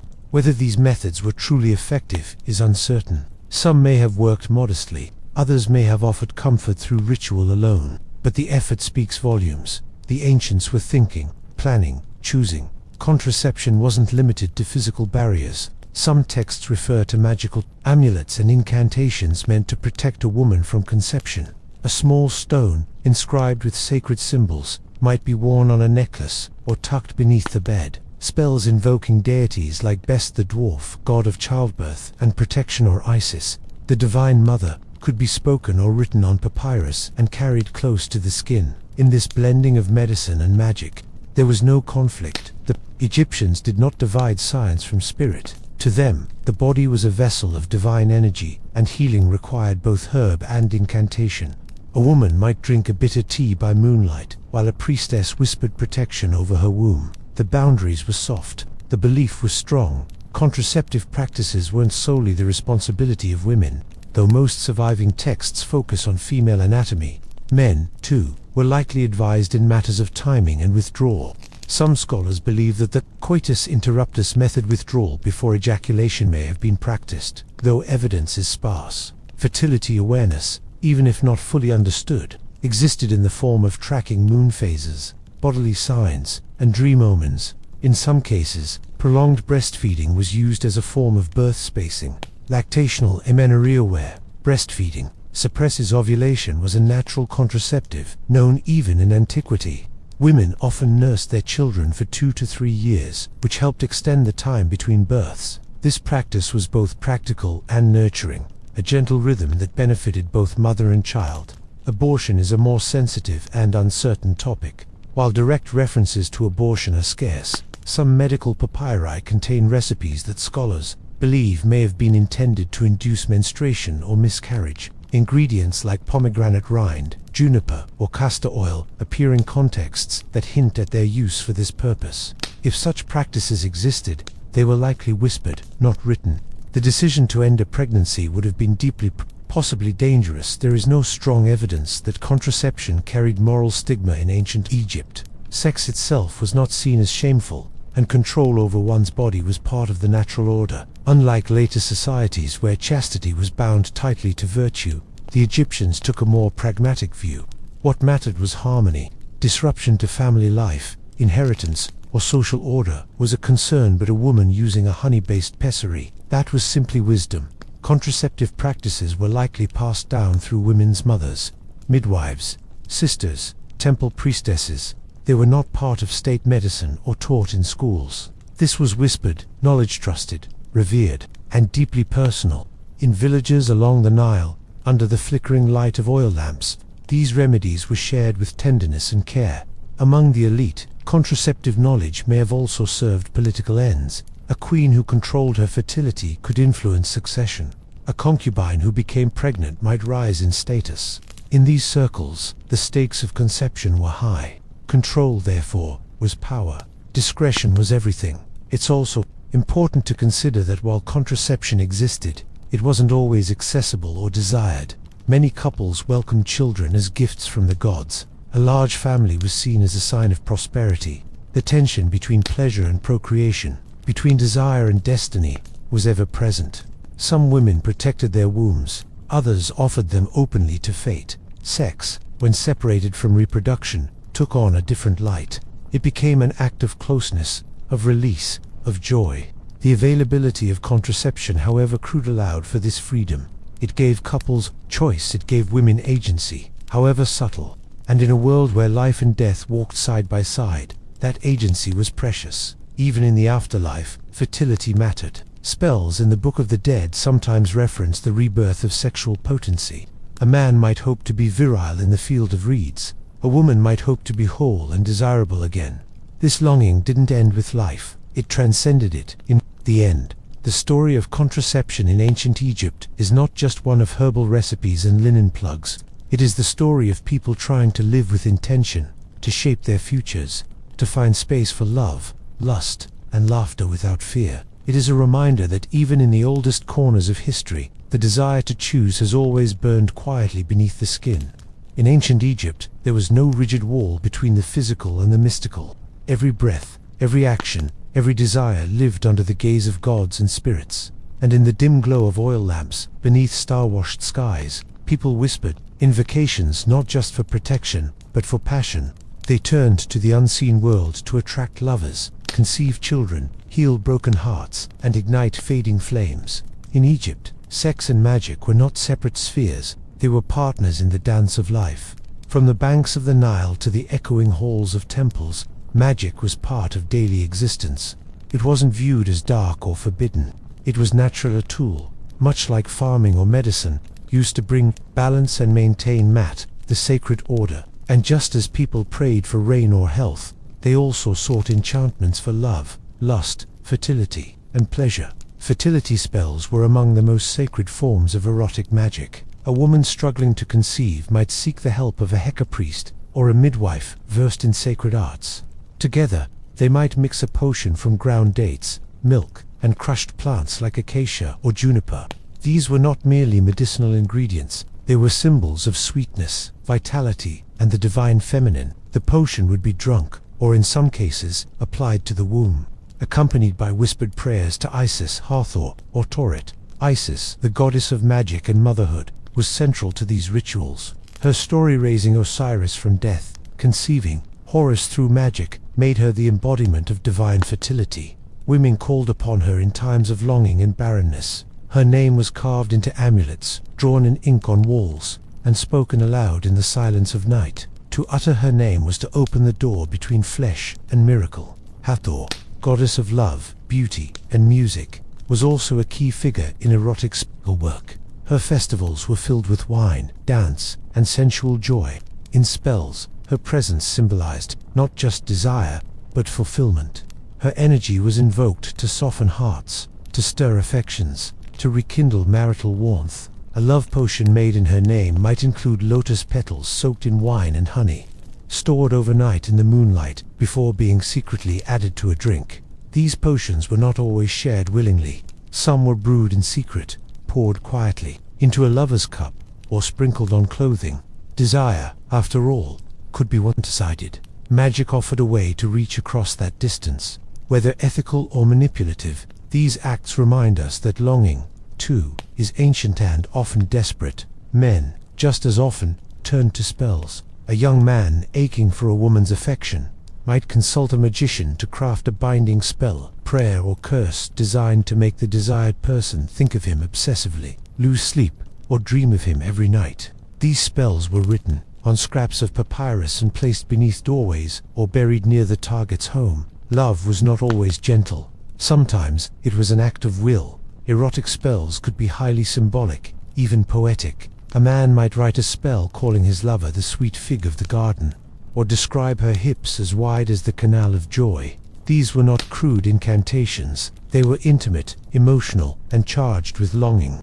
Magic, in these moments, became a kind of poetry, one that fused the spiritual and the sensual. Other spells were meant to heighten performance or desire within a marriage. A man who feared losing his potency might wear a phallic amulet inscribed with protective spells. A woman who feared her husband's wandering eye might sleep with a fertility figurine beneath her pillow, believing it would keep his passions directed at home. These were not superstitions, they were strategies, both magical and emotional. Amulets played a major role in sexual and reproductive magic. Small figurines of Base, the dwarf god of pleasure and protection, were hung in bedrooms, or worn on the body, with his lion's mane, bulging eyes, and tongue sticking out. Base was both fierce and joyful, guardian of laughter, birth, and sexual delight. His image was believed to drive away evil and invite bliss. Another popular talisman was the two-finger amulet, shaped like a hand in the gesture used by midwives during birth. This charm symbolized the divine assistance of protective deities, and was often worn by women who hoped to conceive or who wished to protect themselves during intimacy. Incantations were often sung, not just spoken. A spell for conception might be whispered into a bowl of water, then poured over a woman's body. A chant for attraction might be repeated under one's breath as a lover approached. In this way, words themselves became acts of magic carrying energy, shaping destiny, guiding emotion. Sexual magic was not always benevolent. Curses targeting fertility, potency, or desire were real concerns. A jealous rival might cast a spell to cause impotence or prevent conception. These curses were often buried in jars or carved into stones and thrown into canals. To defend against them, counterspells were created, rituals of cleansing, recitation, and protection. One particularly intimate spell involved placing menstrual, blood, or semen on an object, a linen sash, a piece of food, or a doorway as a binding charm. This act fused body and will, embedding one's essence into the spell. It was believed that the target would be drawn irresistibly back to the caster, bound by invisible cords of longing. In temple rituals, fertility magic reached its most exalted form. During festivals of Osiris, symbolic reenactments of his resurrection and union with Isis were performed, acts representing not only divine rebirth but human eroticism. These ceremonies affirmed that sexual energy was not only sacred but essential to the rhythm of the cosmos. The boundary between medicinal and magical remedies was often blurred. A woman who drank a tea of carob and date may have done so for both health and desire. A man who rubbed his body with scented oils might do so for pleasure, but also as a form of enchantment. Everything was layered with meaning. Even the simplest act could hold power. Through these practices, we see a society that did not shrink from desire, nor try to contain it behind walls of guilt. They danced with it, they named it, they sought to shape it through herbs, incantations, gods, and dreams. Love was unpredictable, but magic made it feel just a little more manageable. And in this, perhaps, we are not so different. Whether with roses or whispered texts, with candles or charms, humans still seek ways to call love closer. The ancients simply did it with spells in one hand and amulets in the other, hoping always that someone's heart might turn toward them in the stillness of night. In the timeless hush of ancient Egypt, beneath the gaze of gods and pharaohs, love took many forms. Some were loud, etched in stone, sung in temples, passed down in myth. Others moved quietly, in glances, in poems, in touch. Among these more private truths lies the question of homosexuality, a subject that has long fascinated modern minds, but remains elusive in ancient texts. What did it mean for two men, or two women, to desire each other in a world of divine order and eternal balance? The truth is, ancient Egypt did not define sexuality the way we do today. There were no rigid categories like heterosexual or gay. Instead, what mattered most was social role status, honor, reproduction, and the preservation of Mat, the cosmic harmony. Within this structure, expressions of same-sex love or desire may have existed quietly, without institutional support, but also without outright persecution. One of the most cited examples of possible homosexuality in ancient Egypt is the tomb of Kumhotep and Neonkhnum, two royal manicurists who served during the 5th dynasty. Around 2400 BCE, their shared tomb at Saqqara features striking images. The men standing nose to nose, embracing, touching faces, depictions nearly identical to those of married couples. In the inscriptions, they are described as joined in life and joined in death. This visual language has led many scholars to interpret Kumhotep and Neonkhnum as lovers, a same-sex couple, memorialized with dignity. Others argue they were brothers, perhaps twins, bound by affection rather than romance. But the tenderness of their images defies easy explanation. Whether familial or erotic, their intimacy was celebrated, not hidden. The tomb stands as a silent testament to a bond beyond mere duty. Outside of this tomb, direct references to homosexuality in Egyptian literature are rare, but they do exist, sometimes in coded language, sometimes in satire. In the Contendings of Horus and Set, a mythological text, the god Set attempts to dominate Horus sexually as a way of humiliating and overpowering him. This act is framed as a political and magical weapon, not a loving union. It's not about desire, it's about control, hierarchy, and shame. What this story tells us is not that homosexual acts were taboo, but that the context mattered deeply. In this tale, the shame lies in being dominated, not in the act itself. Ancient Egyptian masculinity was closely tied to power, and to be in the submissive role, especially in a non-consensual or humiliating context, was seen as a loss of status. Yet the myth also shows that such acts were conceivable, even navigable, within divine drama. This understanding mirrors attitudes in many ancient societies, where the social position one held during a sexual act mattered more than the gender of one's partner. Penetration was tied to dominance. To be passive, especially as a man, was to be feminized and, thus possibly ridiculed. But same-sex desire itself was not inherently condemned. It simply existed outside the framework of reproductive obligation. Among women, the historical record is even quieter. No known Egyptian text directly describes female same-sex relationships, yet silence is not the same as absence. In a society where much of women's private lives were unwritten, it is entirely possible that intimate friendships between women, even romantic or sexual, were lived without needing a public voice. In tombs and letters, expressions of affection between same-gender friends are common. Phrases like, "My heart longs for him," or "She is the joy of my soul," appear in both male and female correspondence. These may have been platonic, or they may have carried deeper meanings. The Egyptians wrote with poetry, not precision, and so much of what we hope to know lies in the space between the lines. There are also hints in moral literature and satire. Some texts warn young men to avoid effeminate company, or speak of men who delight in ornaments and soft linens, phrases that may have implied non-normative gender behavior or same-sex attraction. Yet these warnings are rare and often ambiguous, possibly more about style than sexuality.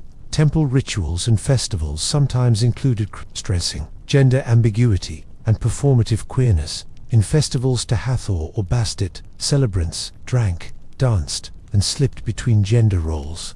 These acts were seen not as threats to order, but as celebrations of life's mystery and fluidity. In such spaces, same-sex play may have occurred as rebellion, but as release. Magic, too, allowed for expressions of desire that crossed norms. Spells designed to bind a lover, male or female, were neutral in gender. A man could call for another man's attention through enchantment. A woman could seek affection without needing to name the relationship aloud. The spiritual world, unlike the physical one, had fewer rules. It's also worth noting that Egyptian gods themselves were not confined to binary expressions. Deities like Atum, who created himself and then the world, embodied both masculine and feminine forces. The goddess Mut could appear with both male and female genitalia. In divine terms, gender was expansive. The spiritual realm allowed for fluidity in ways that everyday society may not have openly embraced, but certainly recognized. We must be careful not to impose modern identities on ancient lives. There was no LGBTQ+ community in ancient Thebes, no rainbow flags or parades, but there were people, flesh and blood, who felt the pull of same-gender love, who desired, who longed, who touched, who kept secrets or shared them, who laughed beneath linen sheets in the dim, cool corners of the world. Their stories may not have been written in bold ink, but they were lived in glances between temple dancers, in shared homes, in private gardens, in prayers whispered to deities who listened without judgment. What remains is a silence that is not empty, but full, a space where modern eyes can sense but not see, a quiet acceptance, a world that did not name queerness but allowed it to breathe just enough. In this, Egypt reminds us of a deeper truth, that the heart is older than history, that love, in all its forms, has always been part of the human story, and that somewhere along the Nile, two souls may have walked hand in hand, not needing words, just stars above and warm sand beneath. In the warm winds that curled along the Nile, the ancient Egyptians moved through their days with a reverence for balance, not only in the stars or the river's tides, but in the human body. Hygiene was more than a daily routine. It was a form of worship, a statement of self-respect, and a foundation for health, intimacy, and love. And so, even in matters of sex, cleanliness was not merely encouraged, was essential. From the very beginning, ancient Egyptian culture valued purity. The priests who entered the temples were required to bathe several times a day, before prayer, before offerings, before they stood in the presence of the gods. Their bodies had to be ritually cleansed, and though most Egyptians were not priests, this ideal of cleanliness trickled down into the homes and bedrooms of everyday people. Sex, as a deeply embodied and spiritual act, existed within this framework.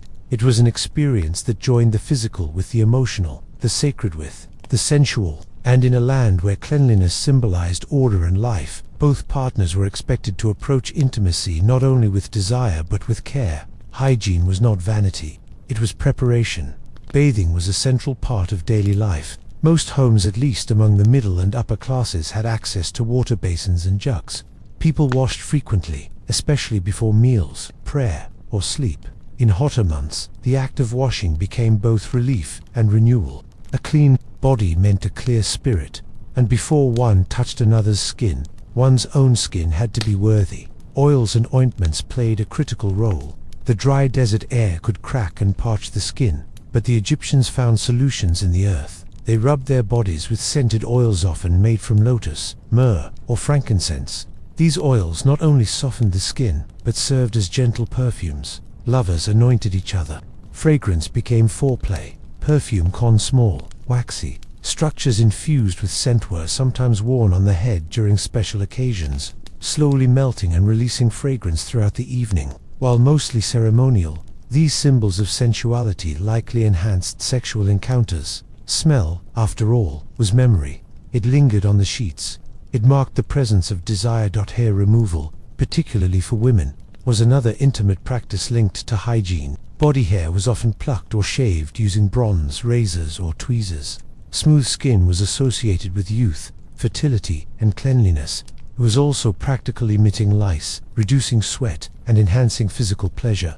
Even men trimmed or shaved their pubic hair, especially if they served in temples or elite households. Menstrual hygiene was addressed with simple yet effective materials. Women used soft papyrus or linen tampons, sometimes scented or soaked in oils to ease discomfort.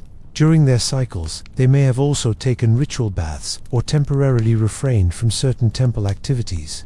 But menstruation wasn't considered shameful, it was natural, another rhythm of life. Before and after sex, washing the body was not just routine, it was protective. Ancient medical texts, like the Ebers Papyrus, advised cleansing the genitals to prevent infections or imbalances. Though the Egyptians lacked modern germ theory, they understood that an unclean body could invite illness or cause pain. Their remedies were rooted in herbs, minerals, and observation. Some lovers also used scented salves or powders before intimacy. These were made from crushed flowers, bark, and spice, mixed with animal fats or beeswax. Applied to the thighs, stomach, or genitals, they warmed the skin and heightened sensation. This wasn't science, it was sensuality guided by nature and intuition. Dental hygiene, too, played a part. Toothbrushes made from frayed twigs, along with powdered abrasives made from crushed pumice, were used to clean the teeth.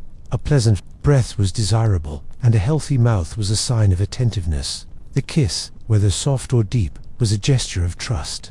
And trust was rooted in preparation. Clothing especially, linen was washed regularly, sometimes with natron or alkaline soaps. Lovers often changed into clean garments before sex, or discarded them entirely.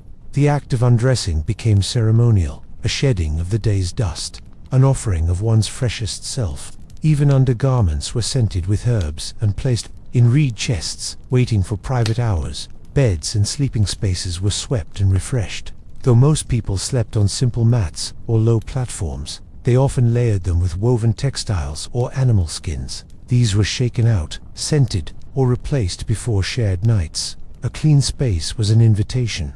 A tidy room whispered of readiness. Temple art and love poetry often alluded to these rituals of care. A lover was praised for the softness of her skin, the sweetness of her breath, the warmth of her scent.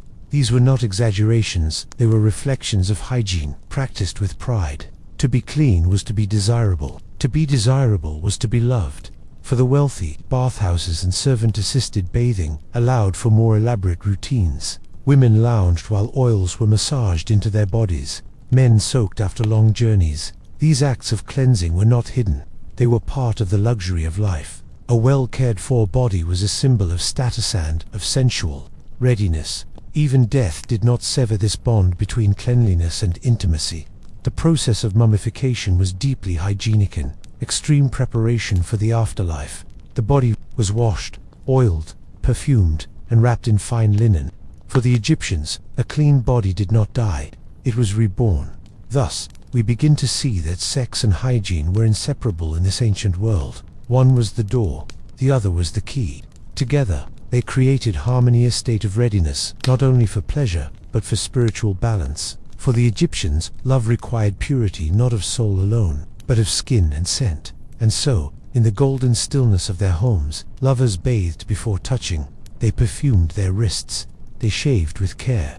They washed away the dust of the world and prepared their bodies for closeness, because to offer yourself to another truly fully was a sacred thing, and sacred things deserve to be clean. In the ancient Egyptian world view, death was never an ending. It was a transition, a passage from the dust of this world into the reeds and rivers of another, where life flowed on, beautiful and unbroken. And just as the Egyptians painted their tombs with images of feasting, music, and wine, they also carried with them quieter dreams, the hope for love, for touch, for intimacy beyond the grave. To them, sex in the afterlife was not a fantasy, it was a sacred expectation.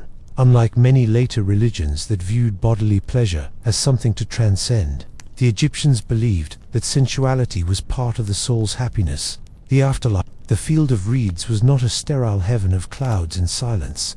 It was a perfected mirror of earthly life. Green fields, warm sun, sweet fruits, soft beds. And in that space, a man and woman might be reunited, or perhaps two men, or two women. What mattered was joy.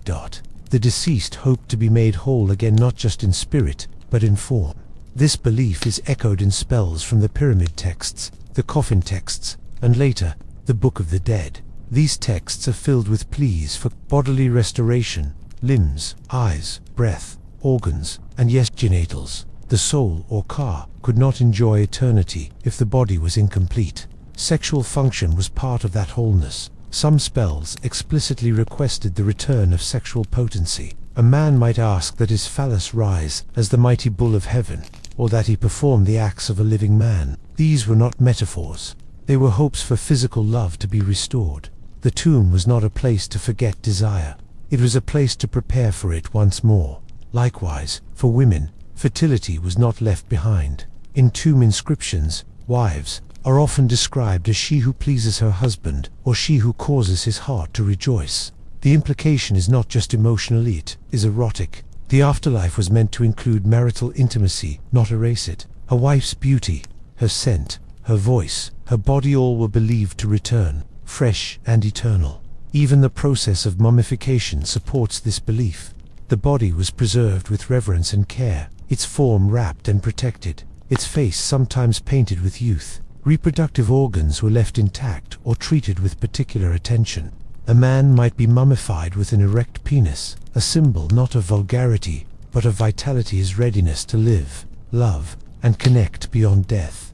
Tombs often depict couples, seated side by side, holding hands or embracing. In the tomb of Nebaman, a nobleman, his wife is painted with her arm around him, their eyes meeting with gentle affection. These are not cold memorials. They are love stories, paused waiting to continue, and in the minds of those who painted them, the warmth of that embrace would resume in the next world. The afterlife was also imagined as fertile ground for new life. Some texts suggest that couples could conceive children in the field of reeds. Whether symbolic or literal, this belief reveals a profound respect for sexuality, not as sin, but as sacred creativity. Death was not sterility, it was the soil from which new joy could grow. Sexual desire was not extinguished by age or mortality. Elderly people were often buried with the same wishes and spells as the young. In the afterlife, the body was made new, a tired frame might rise again with vigor, a faded face might glow with youthful allure. The erotic self, so often silenced by time, would sing again in eternity. Magic played a part in ensuring this return. Amulets were buried with the dead, some shaped like ankhs, the symbol of life, others like jade pillars, representing stability and masculine strength. These were not trinkets. They were tools carried into the next world to protect sexual wholeness and emotional union. Even the gods were believed to continue their intimate unions after death. The myth of Isis and Osiris centers around this very act. After Osiris is killed and dismembered, Isis reassembles his body and conceives their son Horus through magic and divine passion. This story underscores the belief that love and sexuality are not bound by physical limits. They are forces that transcend. For widows and widowers, the hope of reuniting with a beloved was deeply comforting. Tomb inscriptions often included messages like, "To whom I long to return," or "May we be joined again in the West." These were not just spiritual yearnings, they were erotic as well. The desire to touch, to kiss, to lie beside a partner, once more pulsed beneath the stone.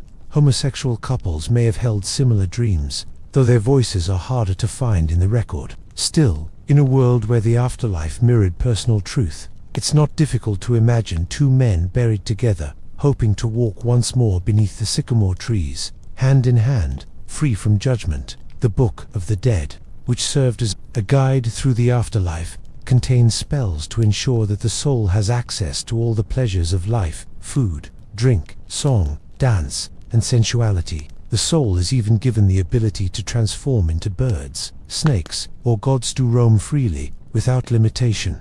In such freedom, erotic pleasure was surely not forbidden. This belief in posthumous intimacy may also have influenced how people lived. If one believed that love would continue beyond death, then fidelity, tenderness, and connection in life held even deeper meaning. To cherish a partner now was to invest in a reunion later. Every kiss was eternal. Sex in the afterlife was never described with shame. It was not hidden. It was included in sacred texts, rituals, art, and dreams. It was as essential as breath.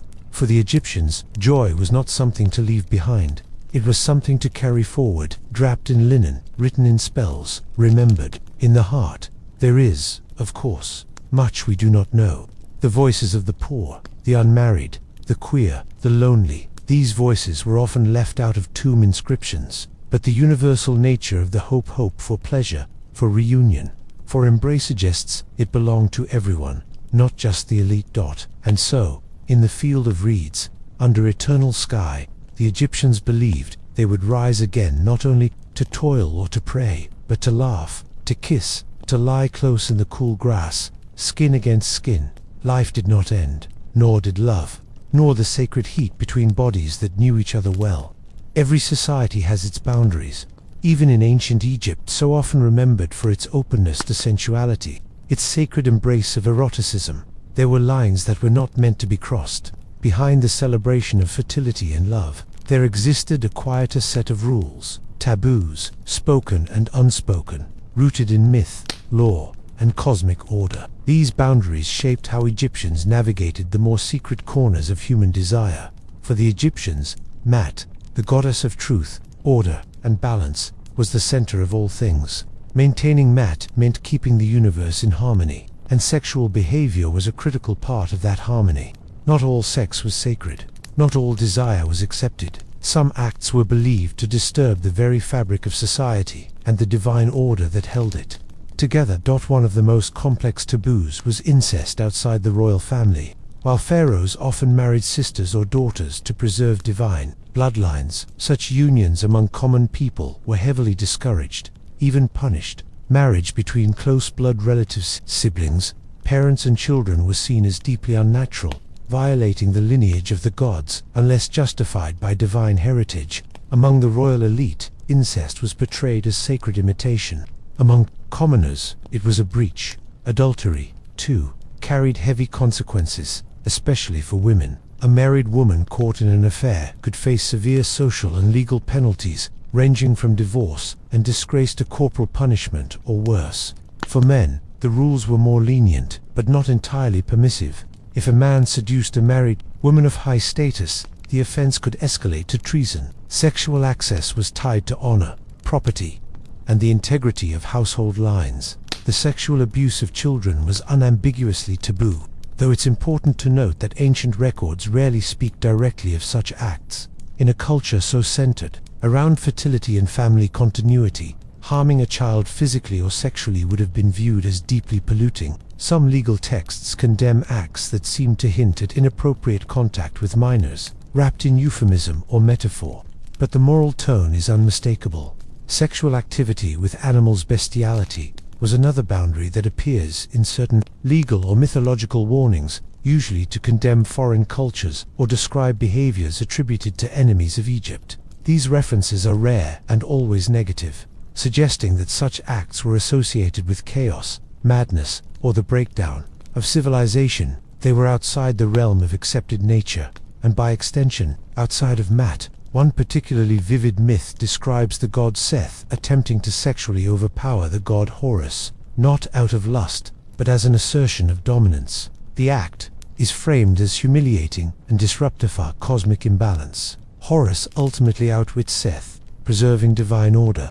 The tale illustrates how rape, especially same-sex rape, framed as a power move, was understood not as erotic, but as dangerous and destructive. There were also taboos around menstruation in specific contexts. While menstruating women were not seen as impure in a moral sense, their presence in temples or sacred spaces during their cycle was often restricted.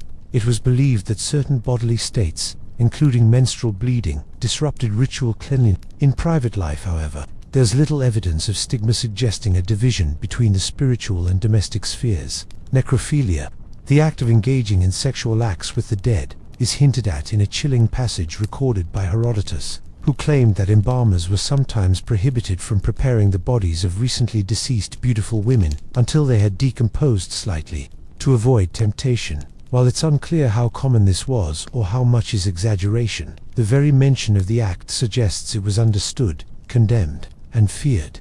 There were also sexual taboos tied to temple service. While temple musicians and dancers may have lived lives full of beauty and admiration, engaging in sexual acts, especially with priests or worshippers outside of sanctioned ritual, could lead to punishment. The temple was a place of divine purity, and any form of exploitation or abuse of its workers violated the sanctity of the space. Magic was sometimes used to enforce or punish sexual taboos. A spurned lover might commission a cursed tablet, calling for impotence, infertility, or shame to fall upon someone who crossed forbidden boundaries. These curses could be written in blood, buried in cemeteries, or sunk in the Nile. They served as warnings from the invisible world. Incestuous deities themselves, such as Isis and Osiris, who were siblings as well as lovers, represented a divine exception, not a model for human behavior. These unions belonged to the mythic world, where gods existed before laws. The Egyptian people, even in admiring these gods, were not expected to replicate their unions in their own households. There were also instances in which sexual deviance was used as political slander. A rival might be accused of seducing servants, violating temple virgins, or engaging in shameful acts to erode their standing. In these cases, sexual taboo became a weapon, not necessarily proof of behavior, but a stain on one's honor. Art and poetry generally celebrated sex with warmth, but certain satirical papyri depict exaggerated sexual scenes that cross the line into absurdity, hinting at acts considered grotesque or immoral. These works served as moral commentary as much as entertainment, poking fun at those who ignored propriety. While the Egyptian worldview allowed space for sensuality, sexual excess, especially outside marriage or religious purpose, was warned against. The concept of hedonistic imbalance appears in wisdom literature, urging restraint and respect. Overindulgence was seen as a slide into chaos, the antithesis of Maat. The line between sacred sexuality and profane misuse was fine, and crossing it often led not only to social shame, but to fears of spiritual corruption. Taboos were not only legal, they were cosmic. They threatened to unweave the order of the world, and so they were feared even in death. In funerary texts, the soul is often judged not only by truthfulness or generosity, but by sexual conduct. The famous negative confession from the Book of the Dead includes phrases like, "I have not committed fornication. I have not defiled the wife of a man. I have not caused anyone to weep." These were moral acts, judged by the gods themselves. And so, while ancient Egypt embraced pleasure, it also guarded against disruption. The human body was a vessel of joy, but it was also bound to laws, both written and divine. When pleasure veered into destruction, it became taboo. And the Egyptians, lovers of beauty and balance, feared that as much as death itself.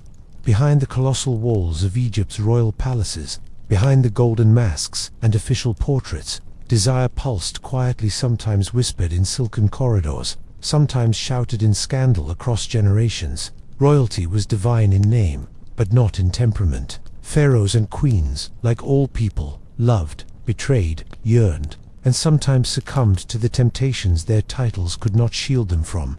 And when they did, the The echoes of their passion left stains on stone and in history's memory. Ancient Egypt, though largely conservative in its expectations of public behavior, allowed its rulers extraordinary leeway. A king was not merely a man, he was the embodiment of Horus, the living god. His word was law, his body was sovereign. And yet, when the private desires of kings and queens crossed certain lines, moral, political, or religious rumors became history, and discretion gave way to infamy. Perhaps the most enduring example of royal sexual controversy comes from the reign of Akhenaten, the heretic pharaoh of the 18th dynasty. Known for overthrowing the traditional gods and centering worship on the Aten, Akhenaten also unsettled his court with his intimate relationships. His bond with Nefertiti was famous. She was depicted as his equal in temple art, shown kissing him, touching him tenderly, riding in chariots side by side. But there were whispers of other relationships, possibly with his own daughters, as some depictions hint at levels of closeness that, if interpreted literally, would suggest incest beyond even divine justification. Even more enigmatic is relationship with Smenkhare, a young male co-regent, or possibly lover, who shared the throne during the later years of his rule. Artistic portrayals of Smenkhare in close embrace with Akhenaten have led some historians to speculate about a romantic or sexual connection. Though proof remains elusive, the suggestion alone paints a picture of a ruler whose passions, like his theology, defied norms. After Akhenaten's death, his young son Tutankhamun ascended the throne. Married to his half-sister Enkhsanemen, Tutankhamun was part of a dynasty deeply marked by incestuous unions. Their marriage, though politically necessary to preserve royal bloodlines, may have been complicated by the burden of genetic illness. The mummies of their stillborn children were found in his tomb, adding sorrow and fragility to the image of this young royal couple. Enkhsanemen's story did not end with Tutankhamun's death. Widowed at a young age, she took an extraordinary step. She wrote to the Hittite king, begging him to send a son for her to marry.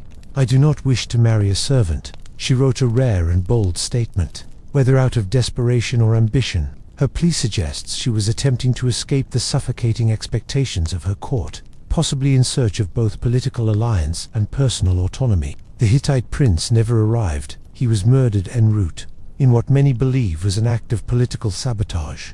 Centuries earlier, the great Queen Hatshepsut had scandalized Egypt in a different way, not through overt romance, but through her decision to rule as king. Donning male regalia, including the ceremonial false beard, she took on full pharaonic power, though there is no surviving record of sexual scandal during her reign. Later kings attempted to erase her memory, perhaps unsettled by her unprecedented authority.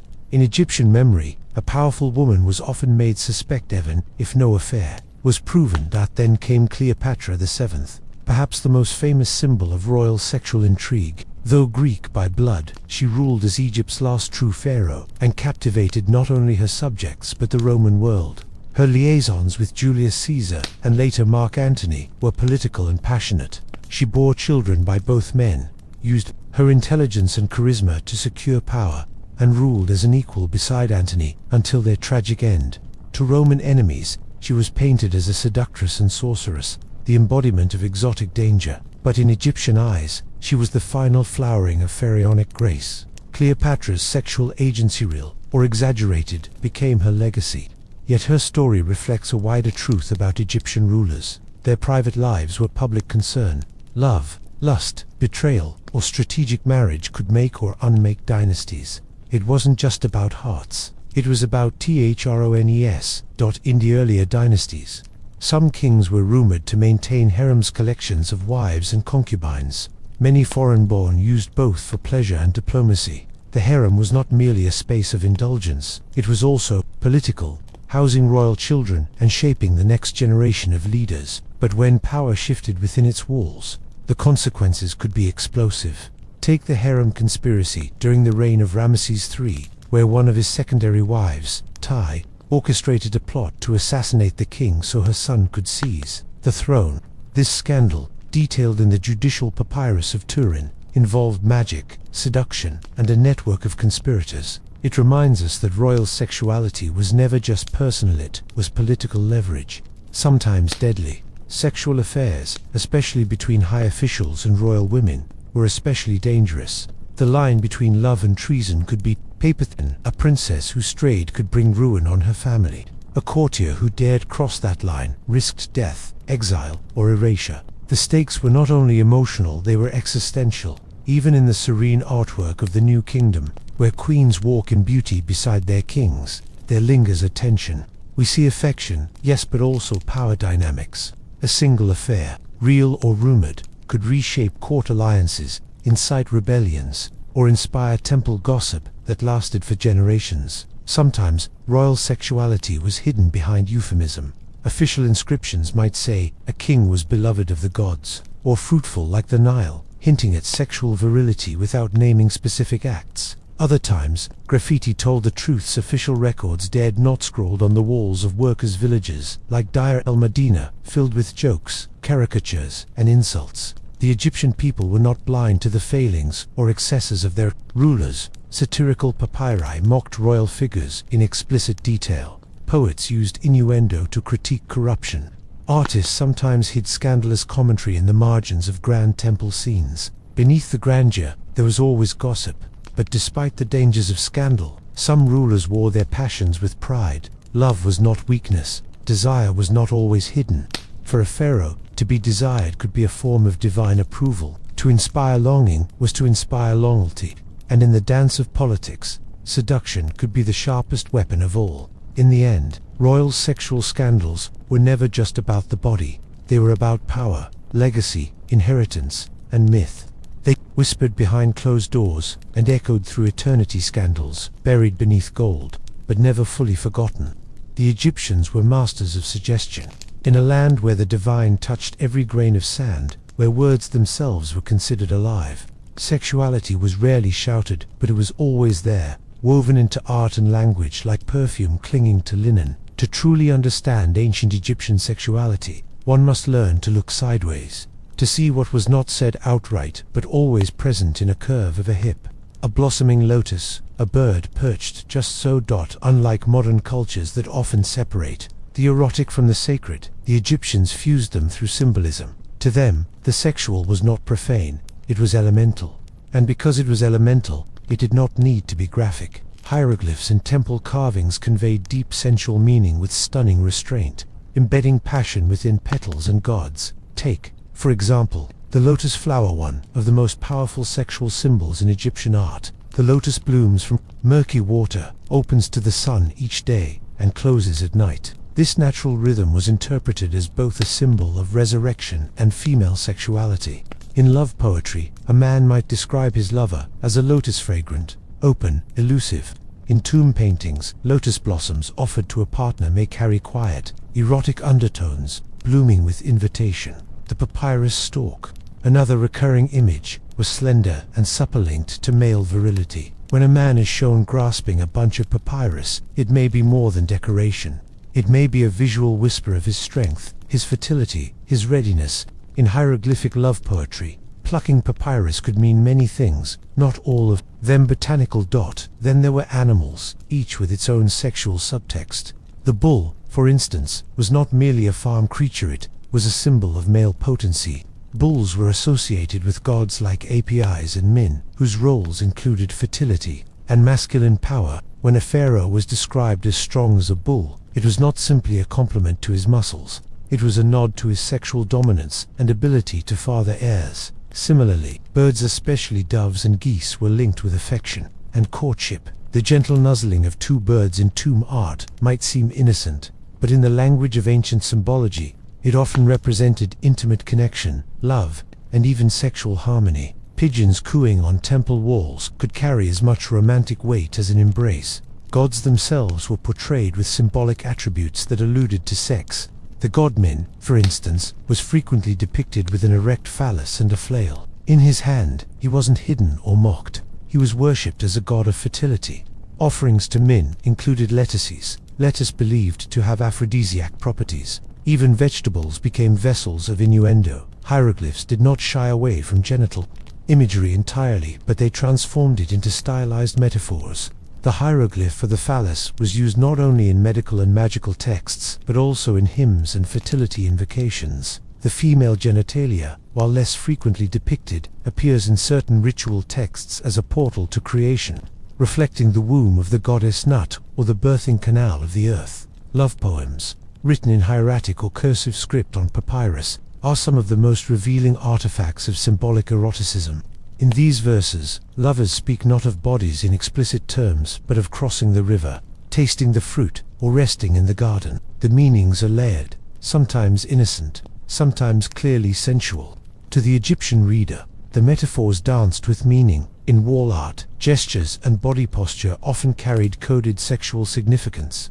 A man and woman standing close, with one arm draped across the shoulder, signified emotional intimacy. If the woman is shown sniffing a lotus or holding it to the man's chest, the scene likely hints at romantic or erotic longing. A shared touch wasn't merely decorative, was declarative. Even color had erotic associations. The color red, especially when painted on women, symbolized passion, vitality, and heat. Red ochre was used to tint cheeks and lips, enhancing allure. In contrast, green, associated with Osiris and rebirth, suggested fertility and renewal. A green-skinned god rising from death was not just a symbol of eternity. It was a reminder of the eternal nature of desire. Sometimes, absence itself was the message. The lack of overt sexuality in public reliefs didn't mean the Egyptians were prudish, quite the opposite. They believed that certain things were too powerful to name directly. To portray sex in veiled imagery was to honor its mystery. What was sacred was not shouted, it was preserved in silence. In funerary texts and tomb art, scenes of harvesting, fishing, or dancing were often symbolic of sexual union. The act of casting a net or tilling soil mirrored creation myths. God spilled seed, gave birth to worlds, or fertilized the sky. To plant was to penetrate, to harvest was to receive. Nature was their metaphorical canvas. Even architecture participated in this coded language. The long, towering obelisks erected in temple courtyards symbolized solar energy and divine masculinity. Their shape, unmistakably phallic, pointed toward the heavens, connecting earth to sky, man to God. They were monuments of both cosmic alignment and human virility. Eroticism in art also lived in private places. The Turin erotic papyrus, possibly never intended for public eyes, reveals that the Egyptians could also be boldly graphic when the space allowed. Its exaggerated depictions were satirical and perhaps comical, yet they affirmed that sexuality was a known, natural part of life, one that could be celebrated in secret, even if muted in public. Yet, amidst all these symbols, the Egyptians never forgot the deeper truth, that sexuality was more than pleasure. It was continuity, rebirth, and connection. Every image, every hieroglyph, every metaphor spoke not only of bodies but of bonds. To love was to align oneself with the cycles of nature, the rhythm of gods, the heartbeat of the Nile. Today, as we gaze at those ancient walls, at the curved lotus, the embracing figures, the bold bulls, we step into a visual language as rich and nuanced as poetry. A world where sex was sacred and hidden, not because it was shameful, but because it was powerful. Too depicted too clearly might have shattered the spell. And so, in the art and hieroglyphs of Egypt, sexuality remains alive, not frozen in time, but waiting to be read. Not exposed, but eternal. A whisper carved in stone. The sands of Egypt have long been silent, their voices muffled by time, yet if you listen closely, there is a rhythm still beating beneath them. It is not only the thrum of empire or the chant of gods, it is the softer sound, more human, more eternal, the whispered laughter of lovers, the tender breath of bodies beneath linen, the aching truth of longing, inscribed not in books, but in the spaces between them. Unlike many civilizations that came after, ancient Egypt did not build its moral foundation on repression. Instead, it embraced the body as a natural extension of the divine. Sexuality, in all its complexity, was not something to be hidden in shame, but to be understood, ritualized, celebrated, even This is perhaps the most radical truth they offer us. Standing across the centuries. In their art, we find gentle touches. In their poetry, yearning sighs. In their rituals, acts of symbolic union that echoed the coupling of sky and earth, sun and seed, mother and son. Sex, for the Egyptians, was not a problem to solve. It was a force to honor, a language of its own, sometimes sacred, sometimes humorous, always real. They carved it into stone without vulgarity. They painted it onto tomb walls with reverence. Even their gods took lovers, desired bodies, and conceived worlds in passion. Where other cultures split flesh and spirit, Egypt married them. To be alive was to be whole. To desire was to be divine. This wasn't a culture without boundaries. There were clear lines between celebration and violation, between harmony and chaos. But those lines were drawn with care, not fear. What mattered most was balance, the principle of Mat: pleasure without destruction, love without coercion, passion without loss of order. Sex was part of health. It was part of identity. It was part of the afterlife. Whether through fertility spells or erotic verses, perfumed oils or funeral amulets, sexuality followed Egyptians from birth to death, and beyond. Their graves were not just vessels for bones. They were chambers of memory, longing, and hope. A husband and wife, buried side by side, their hands nearly touching on the wall behind them. A poem written in soft ink. I passed by her house, and my heart stopped. A prayer to Min or Hathor for fertility, for connection. These fragments do not lie. They speak clearly. Sex was life. Even the concept of sin, which dominates many modern frameworks of morality, did not map neatly onto Egyptian thought. There were transgressions, yes, betrayals, abuses, chaos, but desire itself was never the crime. The misuse of it was, and even then, redemption was possible through ritual, through confession, through restoration of balance. This perspective gave the people freedom. A young man might dream of a lover. A woman might speak of her longing. A priest might cleanse himself not to deny desire, but to refine it, to offer his body as a vessel of sacred connection, not suppression. The body was not a cage, it was a channel. And in a world where death was never final, even passion endured. Couples prayed to be reunited in the field of reeds, to walk side by side once more, to lie beneath sycamore trees, bathed in eternal breeze. Their concept of eternity was not sterile, it was sensual, filled with taste, scent, touch, music, laughter. Today, much of this is misunderstood. Pop culture often reduces Egyptian sexuality to scandal, to fetish, to exotic spectacle. But the truth is subtler and far more dignified. This was not a society obsessed with indulgence. It was a civilization that believed intimacy could be sacred, and that to understand desire was to understand creation itself. When we look at ancient Egyptian sex through modern eyes filtered by centuries of moral shame or religious repression, risk missing the essence. To them, a kiss was a spell, a touch was a rite, an embrace was a kind of music. Even the most private of acts carried echoes of the cosmos. It is easy to romanticize the past, but what makes Egypt's approach truly extraordinary is how grounded it was. It acknowledged the needs of the body without forgetting the needs of the soul. It left room for pleasure and poetry, for rules and rebellion, for love and law. It was not perfect, but it was honest. The Egyptians knew that sexuality could bring both creation and collapse, that it could unify or unravel, and so they treated it with care, not denial, not taboo, but reverence. They asked how it fit into the larger harmony of life, and when it did, they celebrated it openly, artfully, beautifully. As we close this journey, we are left not only with knowledge, but with perspective. In a world increasingly polarized around issues of intimacy and identity, the Egyptians remind us that there is another way, a way where the sacred and the sensual are not enemies, a way where love can be law, and passion can be peace. In their temples, bodies met in dance. In their homes, lovers whispered beneath woven sheets. In their scrolls, the language of touch became poetry. And in their tombs, sex walked beside death, not as a stranger, but as a friend. This was not a culture that feared desire. This was a culture that knew it was part of the divine equation, that without it, nothing could grow. No river could rise, no womb could bloom, no joy could ripple across time. And perhaps, in understanding their view of the body, we find something of our own, a quieter truth, carved in limestone and scented with myrrh. That desire, when guided by balance and love, does not diminish the soul. It completes it.